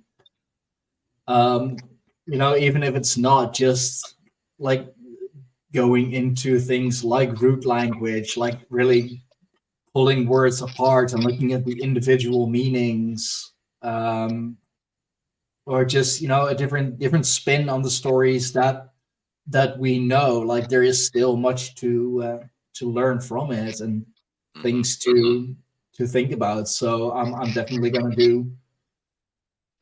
I don't know. I can do 3, 4, 5, 10 freaking shows on just the box saga itself. I mean, I think like with all the connections that I can make just through the Telegram group, I can do like a full fucking podcast, like a whole new podcast just dedicated to the box saga, and with all the new stuff that's coming out and all this stuff that people discover and people find, and I want Always wanna down to do- that saga. Oh yeah, no, for sure. Like I got you recommended already by either I believe by Dustin. Yeah, it's not me. I listened to you guys' show. I haven't checked any of your past shows, but I'm gonna go back and check some out for sure. But I like the one you guys did together for sure. Yeah, no, much appreciated. Yeah, no, I love it. I'm always curious about those things, and you know, if it's a controversial topic, like okay, let's talk about it. Bring on the controversy. I don't care. Yeah, I've got to know you a little bit now. Now we've been I talking. I feel Yeah. like now you get to know me a little bit more, so I feel like we're on similar page for sure. Yeah, I mean, I don't shy away from anything other than the true deviant stuff. But that's, those are things that we shouldn't concern us with anyway. Yeah. Like I'm pretty chill, and I try to be that on the show, on the podcast as well. I mean, I know it's the cheesiest thing to say ever, but what you see is what you get. Like, I don't pretend to be anyone else. The only thing that's different about me on the show is that I'm not speaking my native language, but that's really about it. Respect. But then again, my wife's American, so English, I speak it so much. And, on the show, I believe we spoke about that a little on the previous roundtable. Was it on previous? I've been doing so much. I don't know, man. Like, I have close to, I believe, like closing in on 80 episodes just on the podcast, and then there's like all the stuff on the side that I've been doing, that I've been trying out. Like, I lose track of everything I did, everything I heard, everyone I spoken to. But it's it's a lot. I've gained a lot of knowledge just through podcasting, really. That's what I'm trying to get into right now, actually. So I did my first just audio podcast maybe 2019 or something. When I was in Hawaii, it was called the Microbial Secret Society.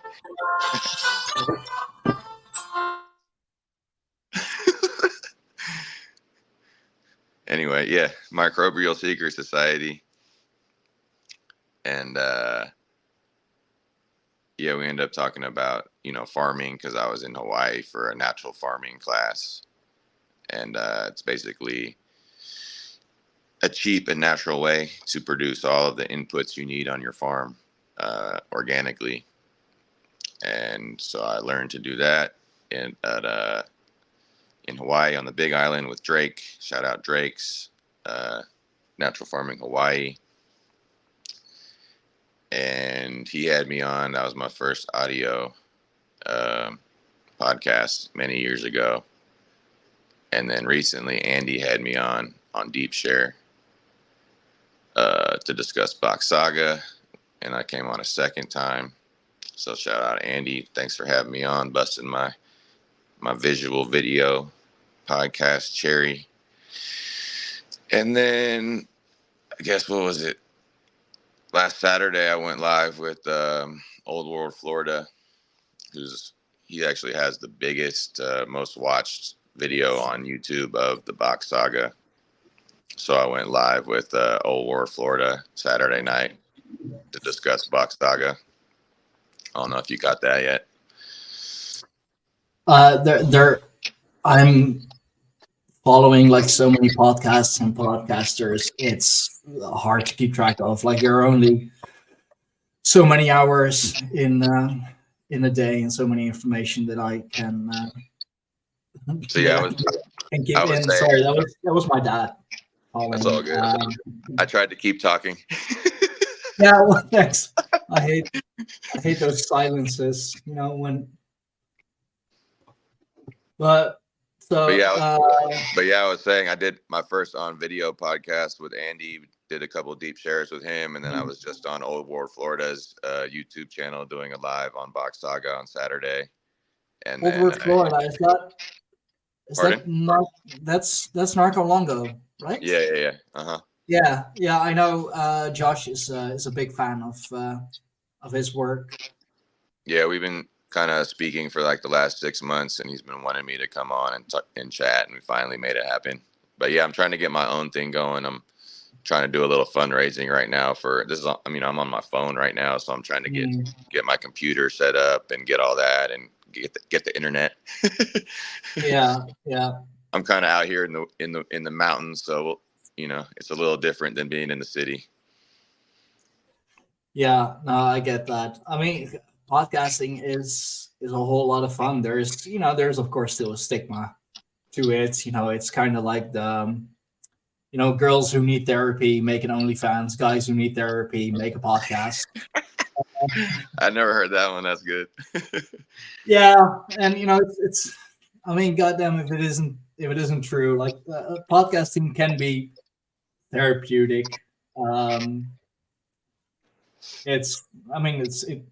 You'll make more money on OnlyFans, but Nah. I don't recommend it.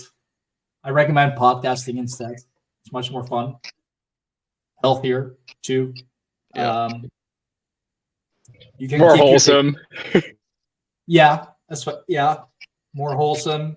You get to keep your dignity.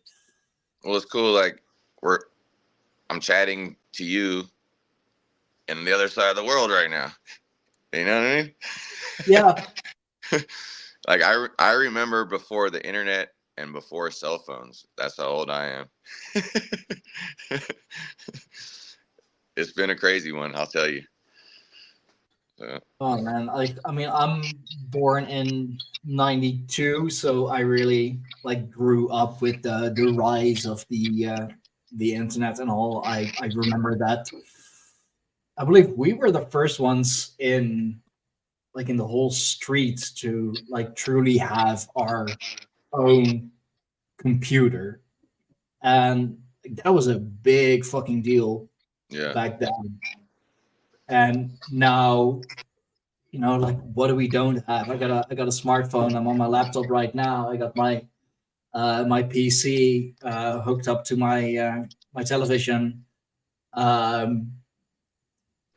It's become you can't really.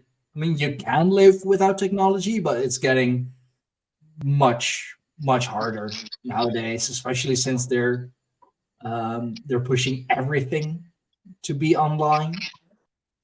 Yeah. It's like the cash only, or rather digital.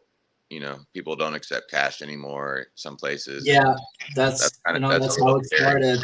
It's a little scary to me. I don't know how it is in Europe, but well, the Netherlands, we still take cash. A lot of the stores still take cash, but when you do your groceries, 9 out of 10 times they're just gonna assume you're gonna pay by card. Yeah, same here.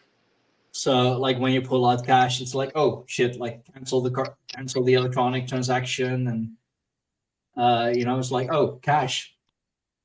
That's rare nowadays. Yeah.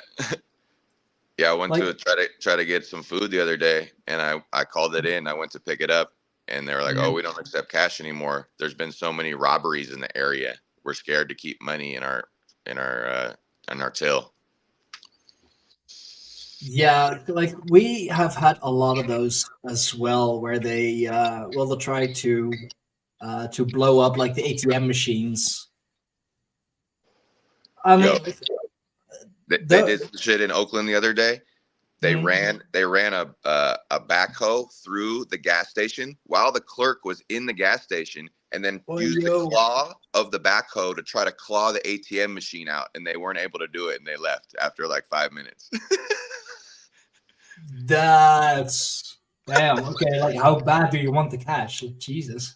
That's what's going on in the cities, bro. It's there's crews of What? people that drive around breaking windows and just taking shit while people are even sitting in their car. Jesus. But like with all these, like breaking into the ATMs and all, I mean, it gives the perfect excuse, like for money to go like fully online as well. Like, how much of money nowadays would actually still be physical? Most Like, most of the transactions are digital, right? Because most people aren't. yeah, Here's $100,000 for this down payment of a house. yeah, and I'll just make an online transaction, like put numbers from my bank accounts, which are also numbers, into like your bank account, which is Yeah. numbers. Where I live now, that some of the stores and restaurants actually will give you a small cash discount, actually, if you pay with cash, which is pretty cool. Huh. Okay. Man, You know, like like I go ahead. remember the days when there like used to be a little extra fee if you wanted to pay by card, because like it would be a small thing, like it will be like 10 cents extra or something, but that's just Well, you have to the, you have to pay for the service and the electronics or whatever. So it's like, oh, you want to pay by card? That's fine, it's okay. It's well, no that's biggie. But it'll cost you 10 cents extra. well. Think about if the banks are making 10 cents off every little purchase, they're making billions of dollars a year by controlling our Yeah. money. But if you pay in cash, they don't necessarily control the money. And anyway.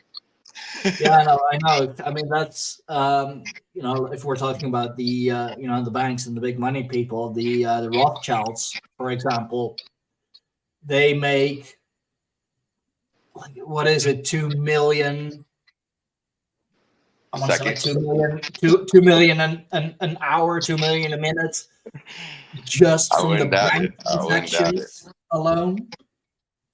Like that's just the transactions. That's that 10 cents, and that's like 2 million an hour, 2 million a minute, 2 million in like a rather short freaking time, and that's just transaction money. That's not like even going into all the other investments and what all The they old have. money. Oh yeah, their old money, like their money goes like that goes way back into old Europe. There was this treasure hunter channel I was checking out, and this guy said that there was a mine out of, I want to say, Bolivia, that was found during like the Spanish conquest, but it wasn't actually a mine. They said it was just an underground storehouse filled with gold, silver, and platinum Wow. statues, and they brought it back to Europe, and whoever got profited off it made them 6 times richer at that time period. And of course, Shit. they just melted it all down. Yeah.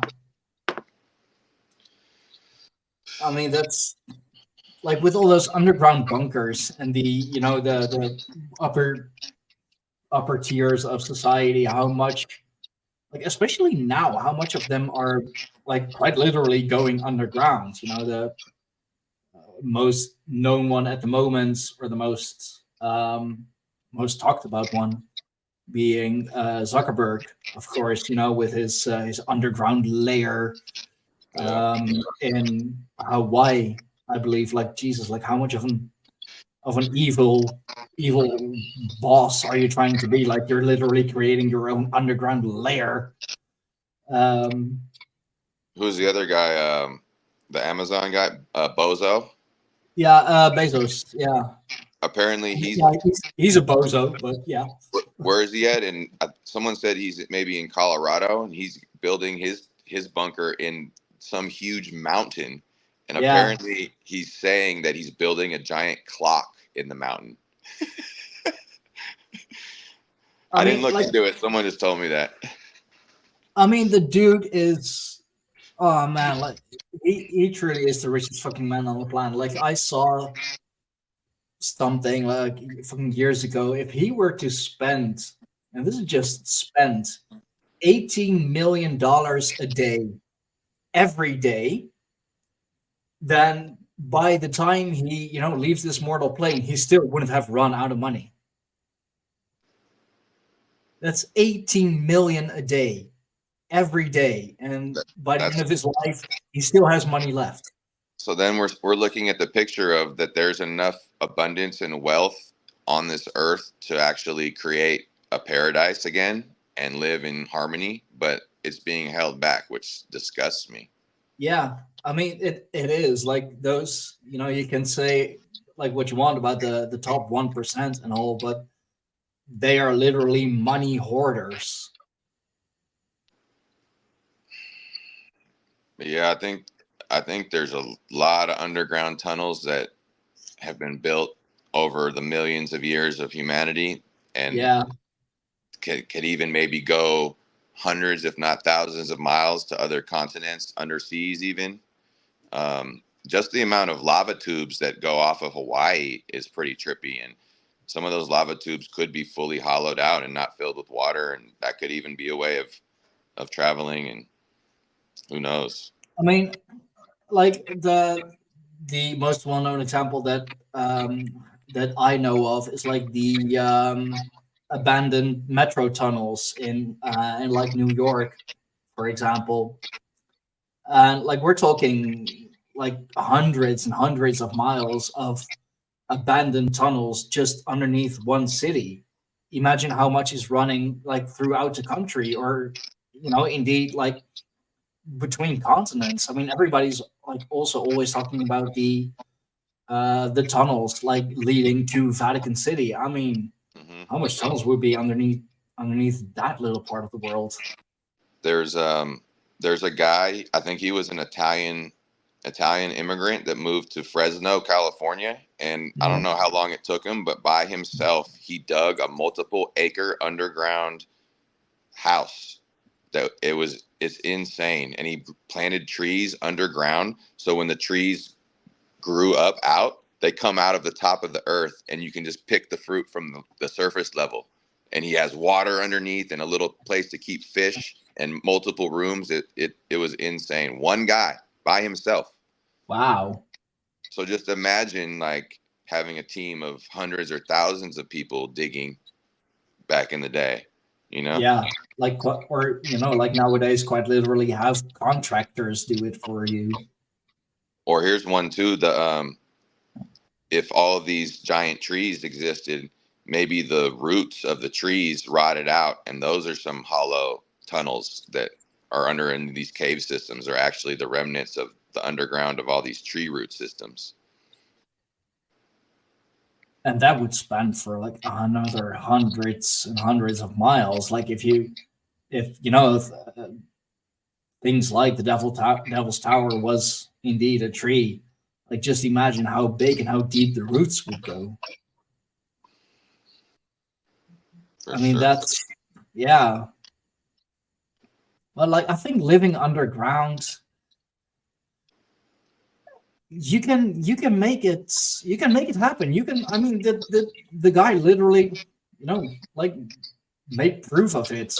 That underground living, it doesn't have to be that bad. Or living in cave systems, like we've done it for I don't know how many thousands of years. Like we have whole mythological stories about people either fleeing into the mountains or Hmm. people like coming from the mountains and teaching them stuff and whatever. And like if all the people of the upper echelons are doing it, I mean, I guess that we should be doing it too, because they're obviously preparing for something. So there's a documentary called The Last Druid about this Mhm. guy from Ireland, I believe. It's a really good documentary on YouTube. I can send it to you. But he says that the dolmens, those, four to three rocks with the one big rock on top, Yeah. they're all over U.S. and Europe. He said that those were to hide under during meteor strikes and plasma storms and when the earth was uneasy. That's why they were built.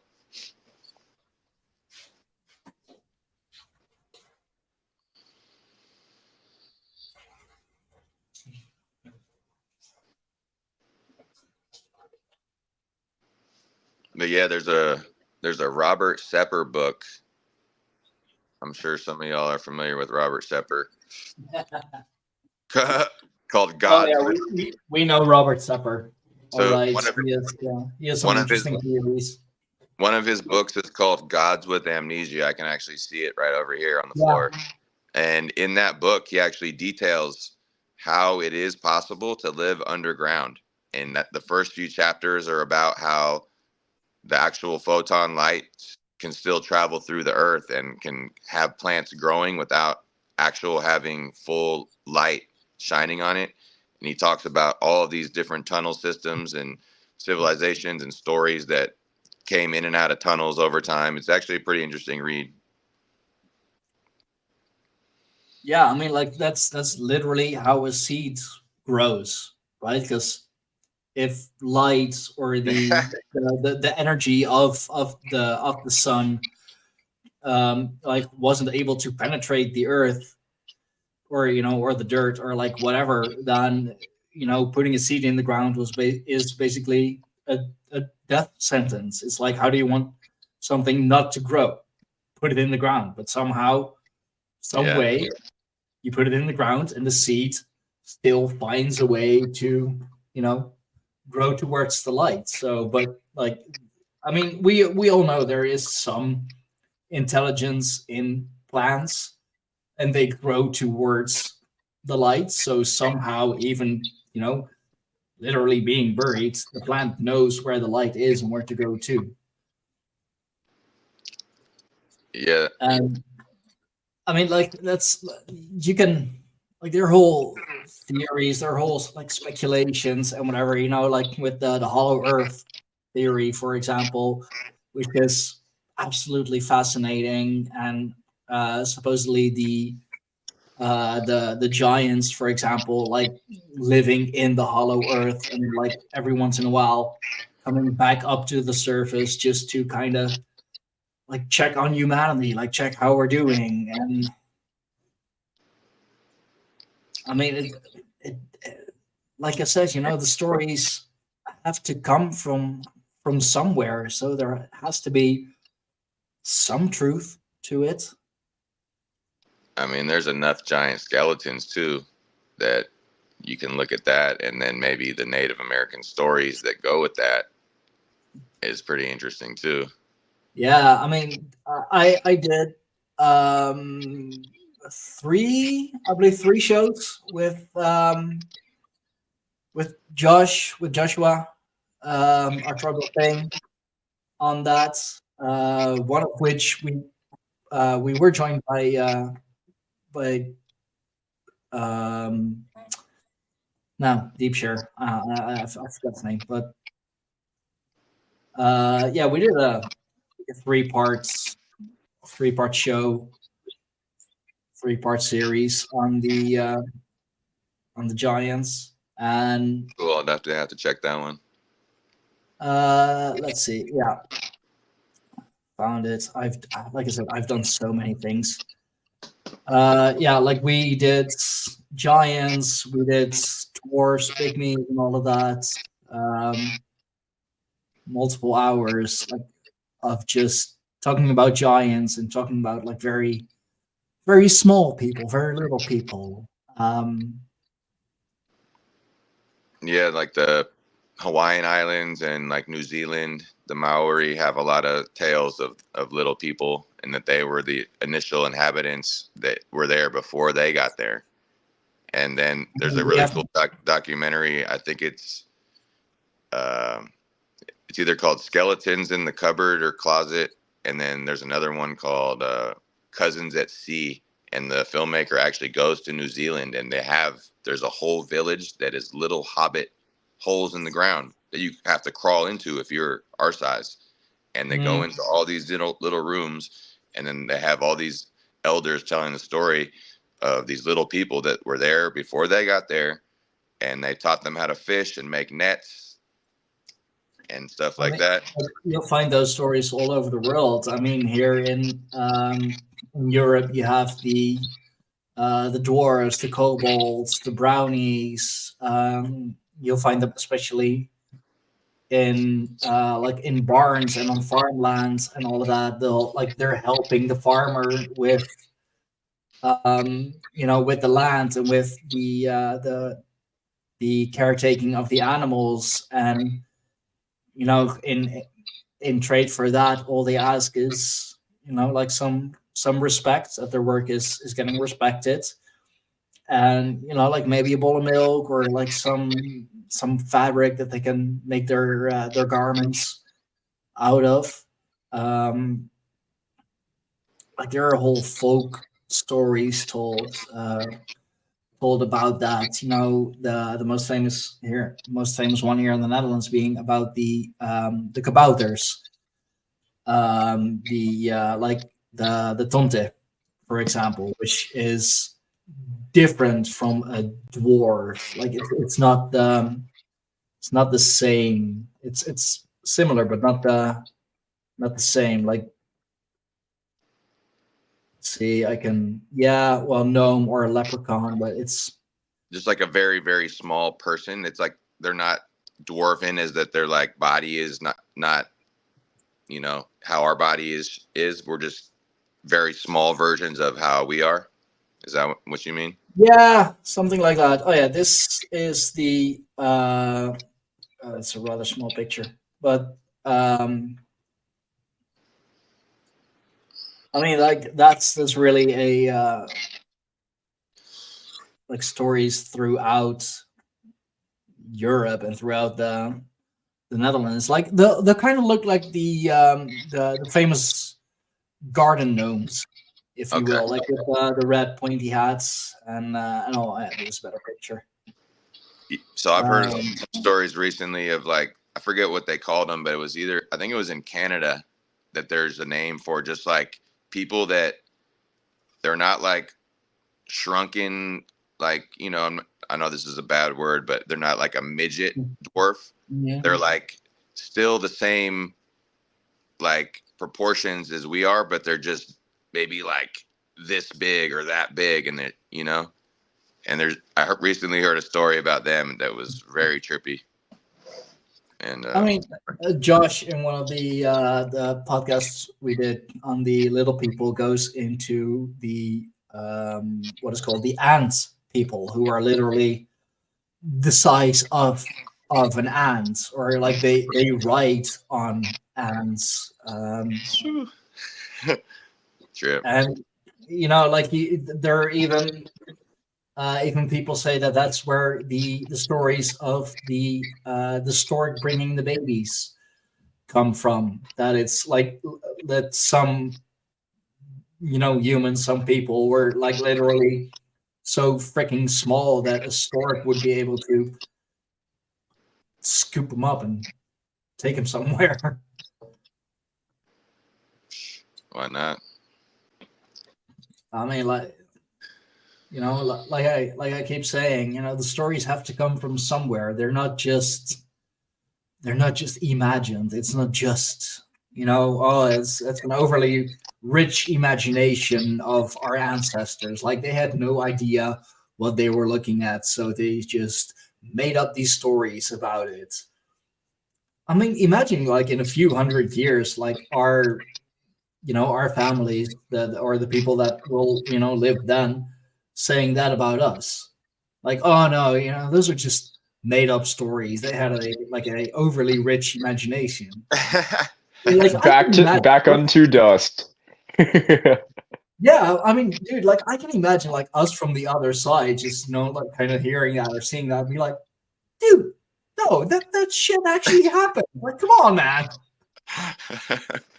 Overly rich imagination. Yeah. Like that shit actually happened. Oh no, just they didn't know what they were looking at. They, they had no words for it yet back then. Now we know better, of course, because more science. For sure. I mean, like at this point in time, I'm more inclined to believe that the mythologies are true than like what we are taught is actual history. I mean, we all know that like the whole university textbook system is all controlled, and the whole modern day schooling thing was just made up in like our Yeah. our parents' lifetime, dang near, or grandparents, and yeah, look at what's happened since. It's all gone downhill from there. I mean, that's another reason why I love podcasting, why I love doing, these roundtables, because I learn so much more from doing this and from like just talking with people with like differing opinions, or like some sort of a middle ground, or just people who have like the complete opposite opinion. Like I did a podcast with a Protestant Christian, even just because I found his views to be very interesting, and he didn't buy anything of what I was trying to say. I was kind of like trying to find a middle ground, and he was like, "No, that's that's not it. That's not how it goes. That's not what it says." And I was just like, "Okay, no, whatever. But tell me what you think." I mean, I'm willing to learn. I'm trying to be open minded, but Yeah, no, man. I've learned more in the shit. I believe it's going on 3 years. 3 years? Yeah, 3 years of podcasting and being a host sometimes, or guest, I should say, sometimes on podcasts. I've learned more doing that than I did in like all my school years. I mean, yeah, I learned basic math. Sure, I learned how to read and write, which is quite important, especially nowadays. hmm The languages. I mean, I've learned better Dutch, of course, English, French and German. I haven't used since high school, so I don't know any of that anymore. hmm But like other than that, like all the important stuff, they don't teach you. And if you want to learn more like metaphysical or spiritual or whatever, it used to be that you go to church and you ask the pastor, like, hey, I've heard this and that. What do you say about it? What does the Bible or like whatever holy book say about it? But now even the holy man, even the clergy have no idea what the fuck they're talking about. Yeah. I think like where I see a critique of these kind of systems coming in is in the leisure class. I think that on the left wing they're very critical of the 1%, and then on the right wing they're very critical of like the globalist elite. But where both of those sides come together, I think, is a critique of the leisure class and the fact that they're not sort of like reciprocating ancient traditions into the modern time. They're not doing their part as people with a lot of free time and free energy to I think like bring about a sort of like spiritual epoch, but at the level of major institutions and established truth, to actually penetrate into what conventional truth is kind of established as. And yeah, I guess like that I think is something that has a lot to do with pagan revival. It's like on some level, I think that myself included, the future that I see is more in like a community that breaks off from the main community and sets out to raise a generation in a wholesome way. But as far as like the world at large, I think that a good word to talk about what's going on with these major establishments is absolute ego. It's like absolute self-determination of like, I'm going to be the arbiter of all truth, all tradition, all power, all whatever. And it's really not the position of man to take that upon himself, I think. I mean, the split in society, it has already happened, really. You already see like the clear divergence of people who I mean, like we call it left wing and right wing, but I mean it's the same freaking bird in the middle. Um, like we already see people, like I want to say like us, who like are more on the spiritual path, are looking for, okay, what's the actual truth, like not just what we're being told. And then there are the people uh more, yeah, more on the left, the modern left, actually, because like the old lefts used to be the hippies and all, they used to be left wing. Nowadays, I mean, you can't really call them hippies. They're not really like for world peace and all. They're just, bomb the shit out of them. That'll teach him. Um, but like they are trying so hard to like keep the faulty system in place. But like subconsciously, you would think that they know or they see that the system is faulty, or maybe that's why they're trying so hard. Maybe that's why they're pushing so hard for inclusion and all, because they see that the system is faulty, but they fight on all the wrong levels, really. Because I mean, this is spiritual warfare, really. They're trying to break our souls. They're trying to break our spirits, and so the people who, I don't know, like with the colored hair, let's call them, because usually that's the case. That's how they're toxic, because they have those toxic colors. Um, that's just nature, You see that in the Amazon as well. The most toxic frogs are the most brightly colored. Um, but they fight against the system as well, but like not realizing that they're doing exactly what what the system wants them to do. Like they're fighting for inclusivity and all, and then they get the backing of the major government institutions and universities and whatever, and then they're thinking like, ha, we're winning. And then I don't know, like all of a sudden your daughter becomes your son, and your son becomes, I don't know, nothing, or a bird even. um and it's like, yay, progress. That's winning.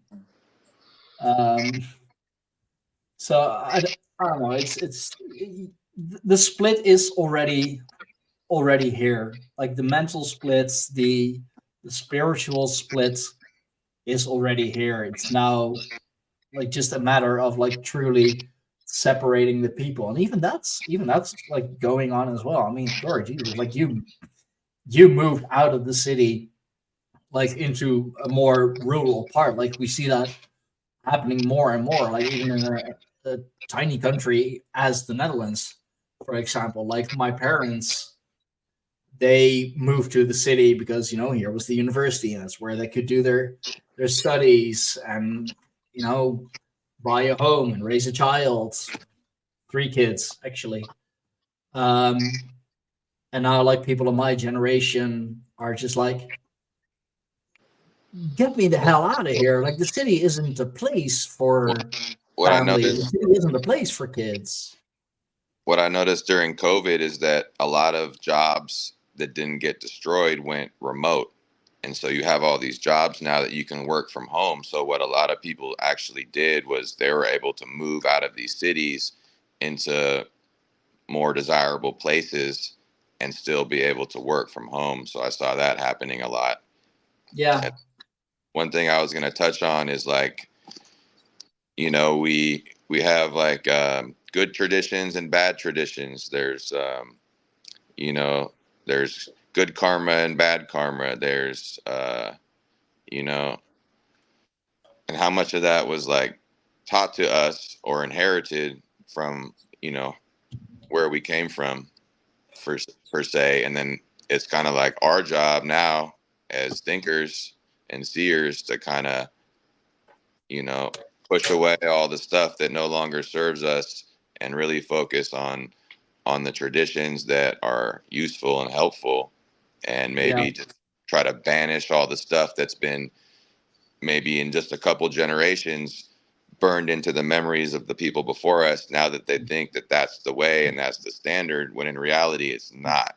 And so that's what we have to do now in these times, is just swim through all of this information and just glean what we feel, is helpful. And yeah, like, there's so much abundance out there. But I mean, dude, if I had $1 million, I would be giving it millions of dollars. I'd be giving it away every day. I'd be building stuff and traveling, just giving stuff away. Like, come on, what are these people doing with their lives? It doesn't make any sense. It's got to be like a mind virus that they have.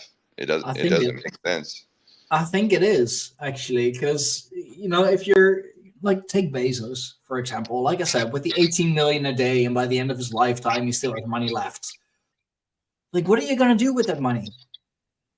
Like, he literally has so much in, like, just value alone that it's going to take, well, let's say like 2 lifetimes to spend it all. Like, if you leave this mortal realm, you're not taking that shit with you. But instead, he's just, I don't know, like building giant clocks into the mountain and all of that. Like, he's doing stupid stuff with it. But like, when you see that there is so much poverty, and that I mean, of course, like, he's one of the reasons why there's so much poverty, because he has everything. But yeah, like, it is a mind virus, because no decent human being with, that much money, or, that great of an access to resources would look at all of that and be like, nah, fuck them. I'm gonna keep it all. Well, There's gotta be something wrong, like some connection missing. Here's a good example: the homeless industrial complex, where there's people profiting, making hundreds of thousands of dollars a year to help homeless get off the streets, but they don't get them off the streets. It's just this whole scam where they're actually profiting from the people that are homeless, and they're living like kings and queens while nothing changes, and the homeless camps get bigger, and the poverty gets bigger, and the drug problems gets bigger. It's insane. And what they do try to build for them, it looks like concentration camps. Yeah, I mean, like, and that's like that. That's such a shameful thing to do. Like, quite literally profiting of, the people who have nothing, and still you're making money of them. You're making money of their backs. Well, the more people that are homeless, the more money that they can actually make. It's more purely people that are greed. on the It's street, purely the more people, purely greed and poison driven. It's crazy, man. But then again, when the Chinese president comes over, all of a sudden everything can get cleaned up overnight. So it's not a matter of they can't; it's a matter of they don't want to. I think a lot of it definitely has to do with something with the U.S. intelligence services, because there's no doubt that they're completely aware that, like, the fentanyl stuff is a Chinese chemical warfare kind of invasion tactic. And so, like, being aware of that, you would think, like, oh, that means that this is something that should be labeled as that. It's like the Chinese are attacking us right now. They've been doing this for a while now. It's like that should be on the news as the headline. We are being attacked by China. But instead, it's like fentanyl overdoses are destroying these impoverished communities and blah, blah, blah. But I think it's largely because of economic stuff. We have our hand kind of stitched, our arm is kind of stitched together to China's arm in an economic sense. And so we have to exercise, like, way more restraint than we really would, because, like, any other country does that to us, and it's warfare. We're taking the offense. But if China does it, it's like some domestic symptomatic thing that's going on.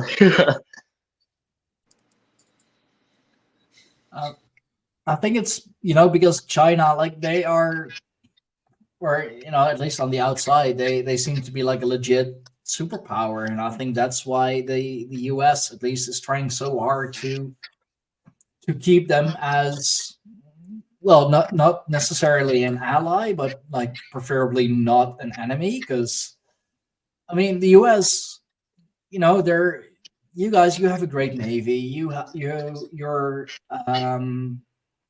all the like everything on the sea and in the air, that's great. But a ground war, you guys are never going to win. So that's why, the war with Russia never heated up. That's why they're so afraid of a heated up war with China, because they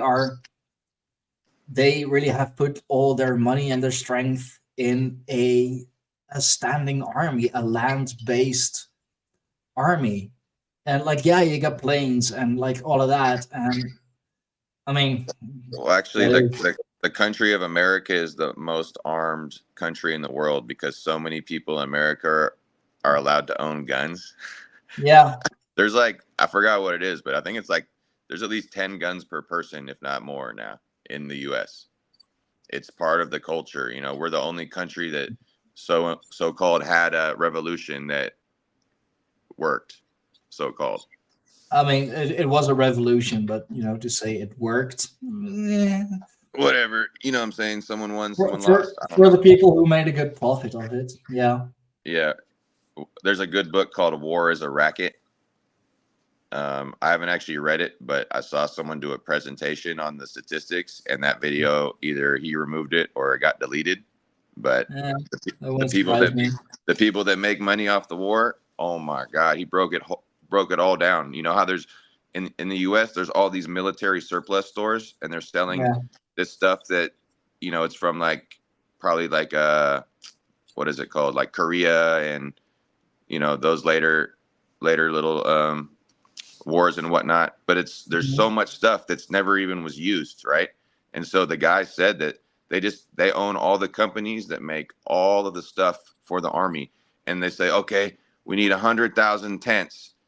They make 100,000 tents, sell them to the army. They own the company that makes the tents, so they're profiting on both sides. And then they never even use the tents, and that's why they're in all these military surplus stores with everything else that they made, all the water bottles and the camo that's brand new.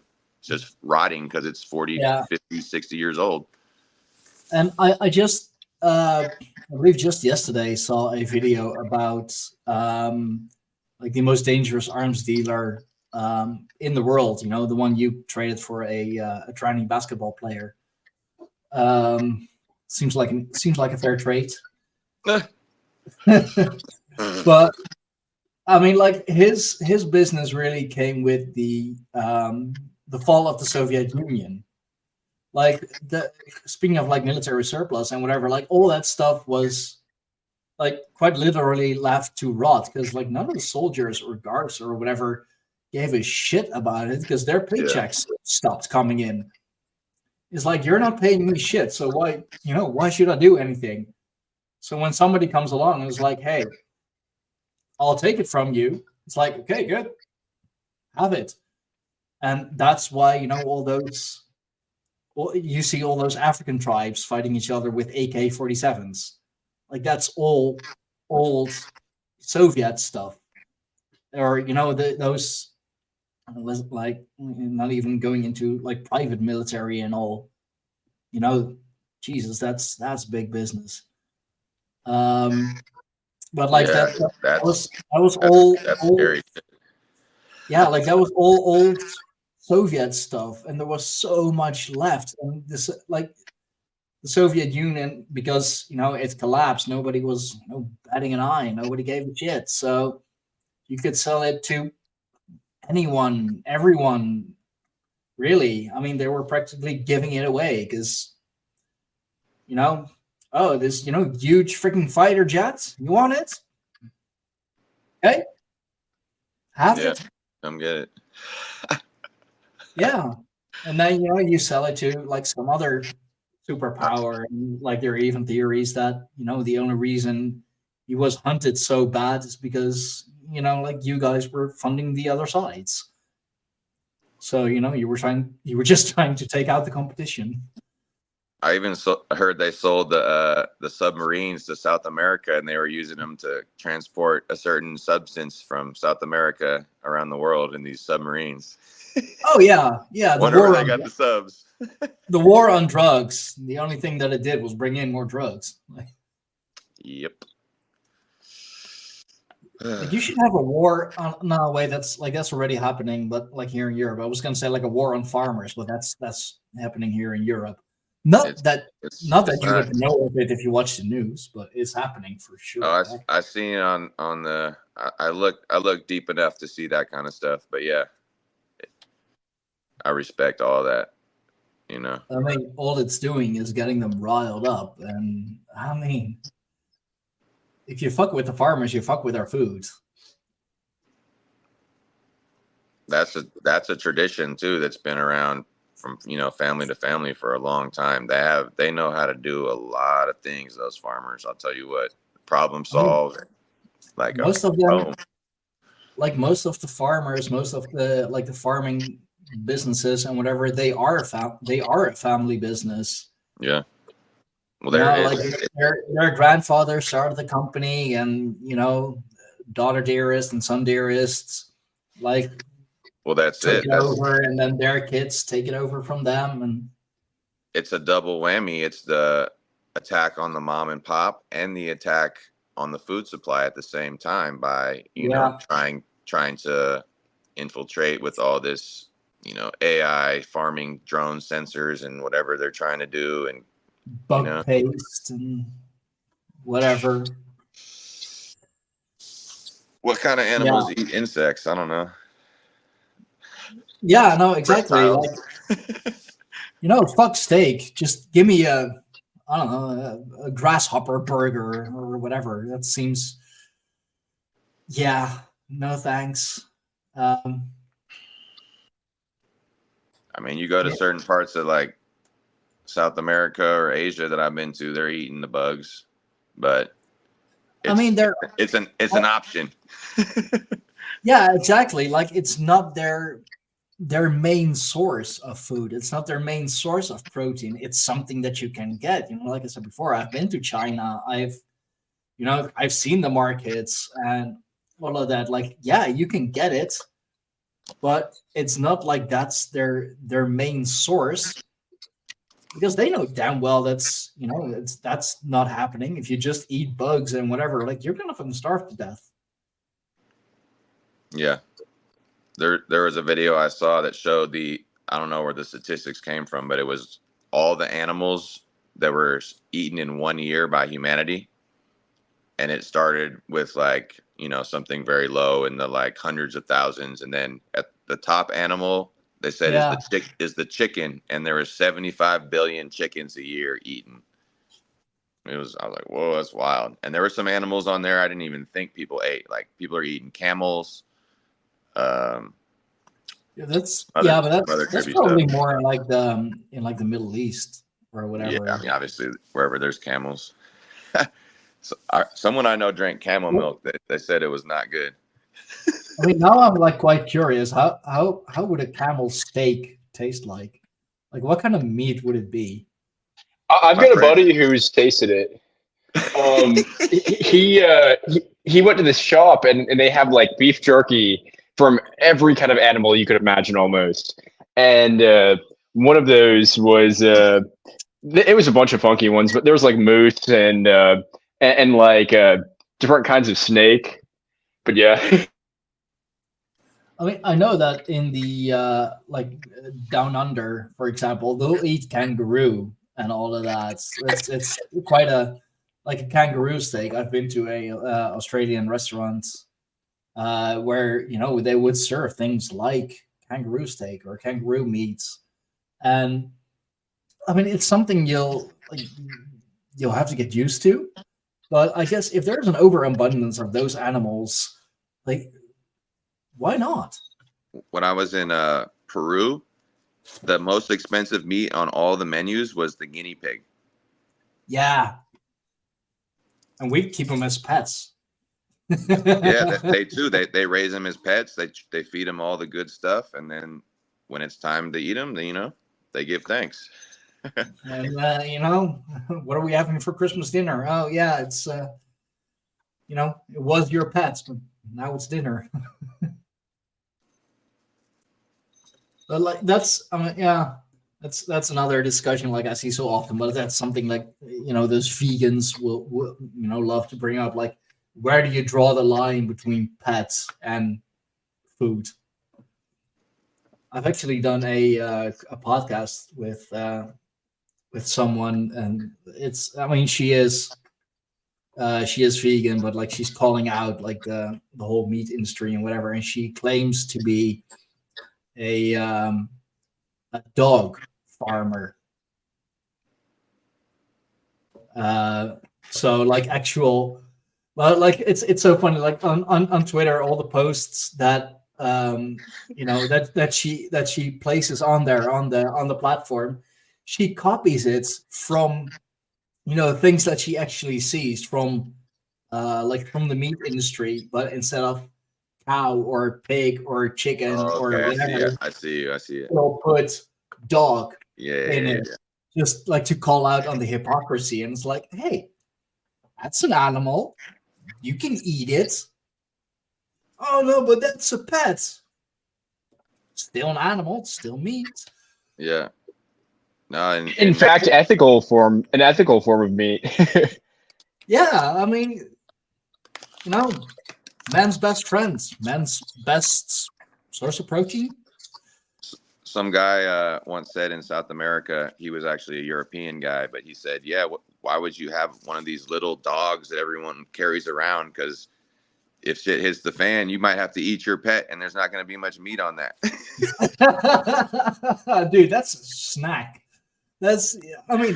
Oh man, he's right though. He's right. I mean, that's a way of eating pussy, I guess. If you're that lonely.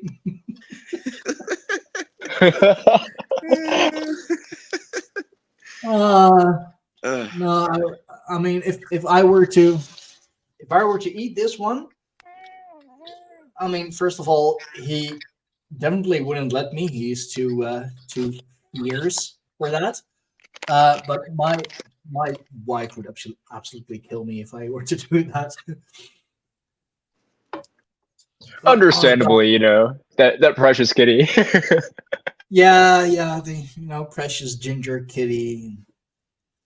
He's the reason why we're together and all, supposedly. Oh. No. But I mean, oh god, but that podcast I did, it was like I thought she was for real at first. Like, no, first I thought it was like she was kind of making some organic or biological dog food and whatever, and then and then I realized, wait, it's not dog food, but more like dog is food. I was like, shit, how am I gonna spin this? And then later on, like I came to realize, oh wait, she is. Like this is just like calling out the hypocrisy. A little parody. Yeah, when she said like, "Hey, like, do you still want to do it?" And I was like, "Yeah, of course." But like, let's do it.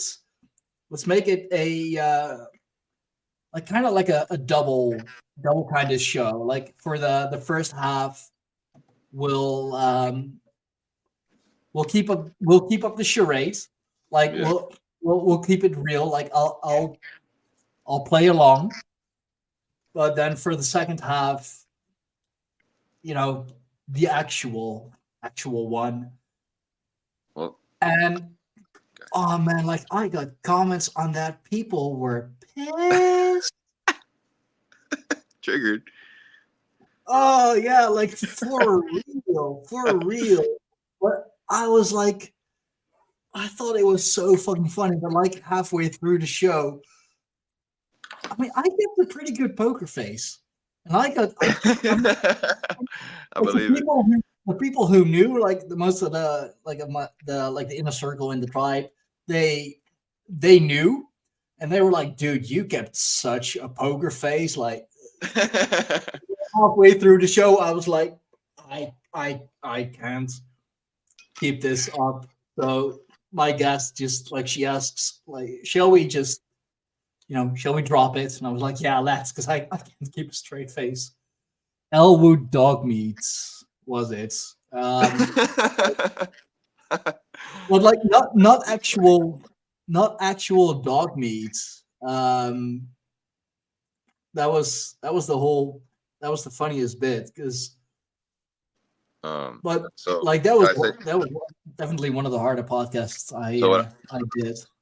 What I like about vegetarian veganism versus omnivorism or whatever is that in the Bach Saga, in the Paradise times before the ice came on Earth, when it was all tropical, the story says that everyone was vegetarian because there was so much abundance of fruit and everything just right there. You could go pick the food and there was no need to eat meat. It wasn't even a thought because it was just nature and we were just observing nature back then. But when the pole shift happened and the ice age came, people had to survive. So they had to eat meat. And this is also in the Bach Saga, the story of all of these farm animals came from this hybridization of mixing animals that were from the Paradise time that were able to save under ice times, and from the peacock came the chicken, and we know the chicken can survive in the snow and cold regions and under freezing temperatures. Same with this cow, same with the pig and these other animals. So if you think about that meat eating actually is part of the human evolution in a way, because it was used to survive, because maybe those people wouldn't have survived, and those are our descendants, or rather we descended from them. So I mean, I do believe that there is that there's definitely something to it. I mean, I know we can like live and just live on a vegetarian or vegan diet. Well, to this day, places that are closer to the equator, where it is tropical, where there is this just sunshine all the time, and you can just keep growing stuff, those are where these pockets of vegetarianism survived through, in places in India, places in the Caribbean, all over. And I mean, I know that in like in large parts of Asia, or even here in Europe, in the Mediterranean countries, there is meat being eaten, of course, but not like entire freaking steaks at a time. It's not like huge hunks of meat at a time. It's usually either like processed through the dish, or it's seafood, so fish and scallops and all of that, because there's an abundance of that there. But like a lot of very good dishes, which are just fruit and veggies, but like still very, very nutritious, and like even certain dishes that if you were to add meat to it, it would ruin the dish. So yeah, it is. I do believe it is definitely possible, and like at Paradise times, more tropic and all. I do believe that the bigger ease with which you could grow fruits and veggies with more dense nutrients, of course, I do believe it would have most certainly be possible. It's just nowadays with especially here in Northern Europe, with how cold it gets and all of that, like we need it to survive. Like we have harsh winters, so think about the even protein and the fats and all of the meat, like we need for it. sure. those animal fats, they say even scientifically helped evolve the human brain, right? Have you heard that? Yeah, I believe so. So I was going to say too, how many cultures live in the Arctic Circle right now that all that's available to them is like seal and fish and that stuff? Like, what are you gonna? Seal, Are you gonna elk, shame them for eating meat? That would be ridiculous. Yeah. Yeah, no, exactly. And like we all know that like with the warmer temperatures, like when it's a very hot summer, like you don't want those heavy meats. Like you don't want to eat them because they are very they're very heavy on your stomach. And I mean, meat sweats, like it is a thing, especially in summer. That's why you eat the lighter meats like chicken, like fish, like seafood and all of that, because it's a lot lighter, it's a lot easier to digest, because you're outside a lot and it's freaking hot. And that's why in the winter, I mean, the Netherlands, and just like Ireland, we're very much a potato country, so very starchy, and we'll mash our potatoes with like just about everything and call it a dish. But like we need that. We need those like heavier dishes for the cold winters. Otherwise, like it's just not happening. Yeah. But you're not going to eat that in the summer. I mean, you can if you want to, but like you're going to be absolutely miserable when you go outside. They say too, eating with the seasons is really important too. And so like thinking about it too, like eating imported bananas from South America during the winter, that might not actually be good for your internal biologicals, because you're kind of being thrown off in a way. Because it's such a summer fruit. It's grown in a tropical condition. If you eat it during the winter, that makes sense. So like I've heard people say like whatever, vegetarian, carnivore, omnivore, organic, inorganic, it's actually most important to just eat as local as you can and from a source that you can actually maybe even know. So like people can go to a farm and buy a piece of a cow direct, or you could get your milk or your eggs from someone. So like that's just kind of the start, I think, of like bringing that food sovereignty back, is like getting it direct from the people that are producing it, to where you develop a relationship with them and that they're good people and you want to support them. So that's something that I think is important here moving forward in these times. I mean, think globally, buy locally, right? Yeah.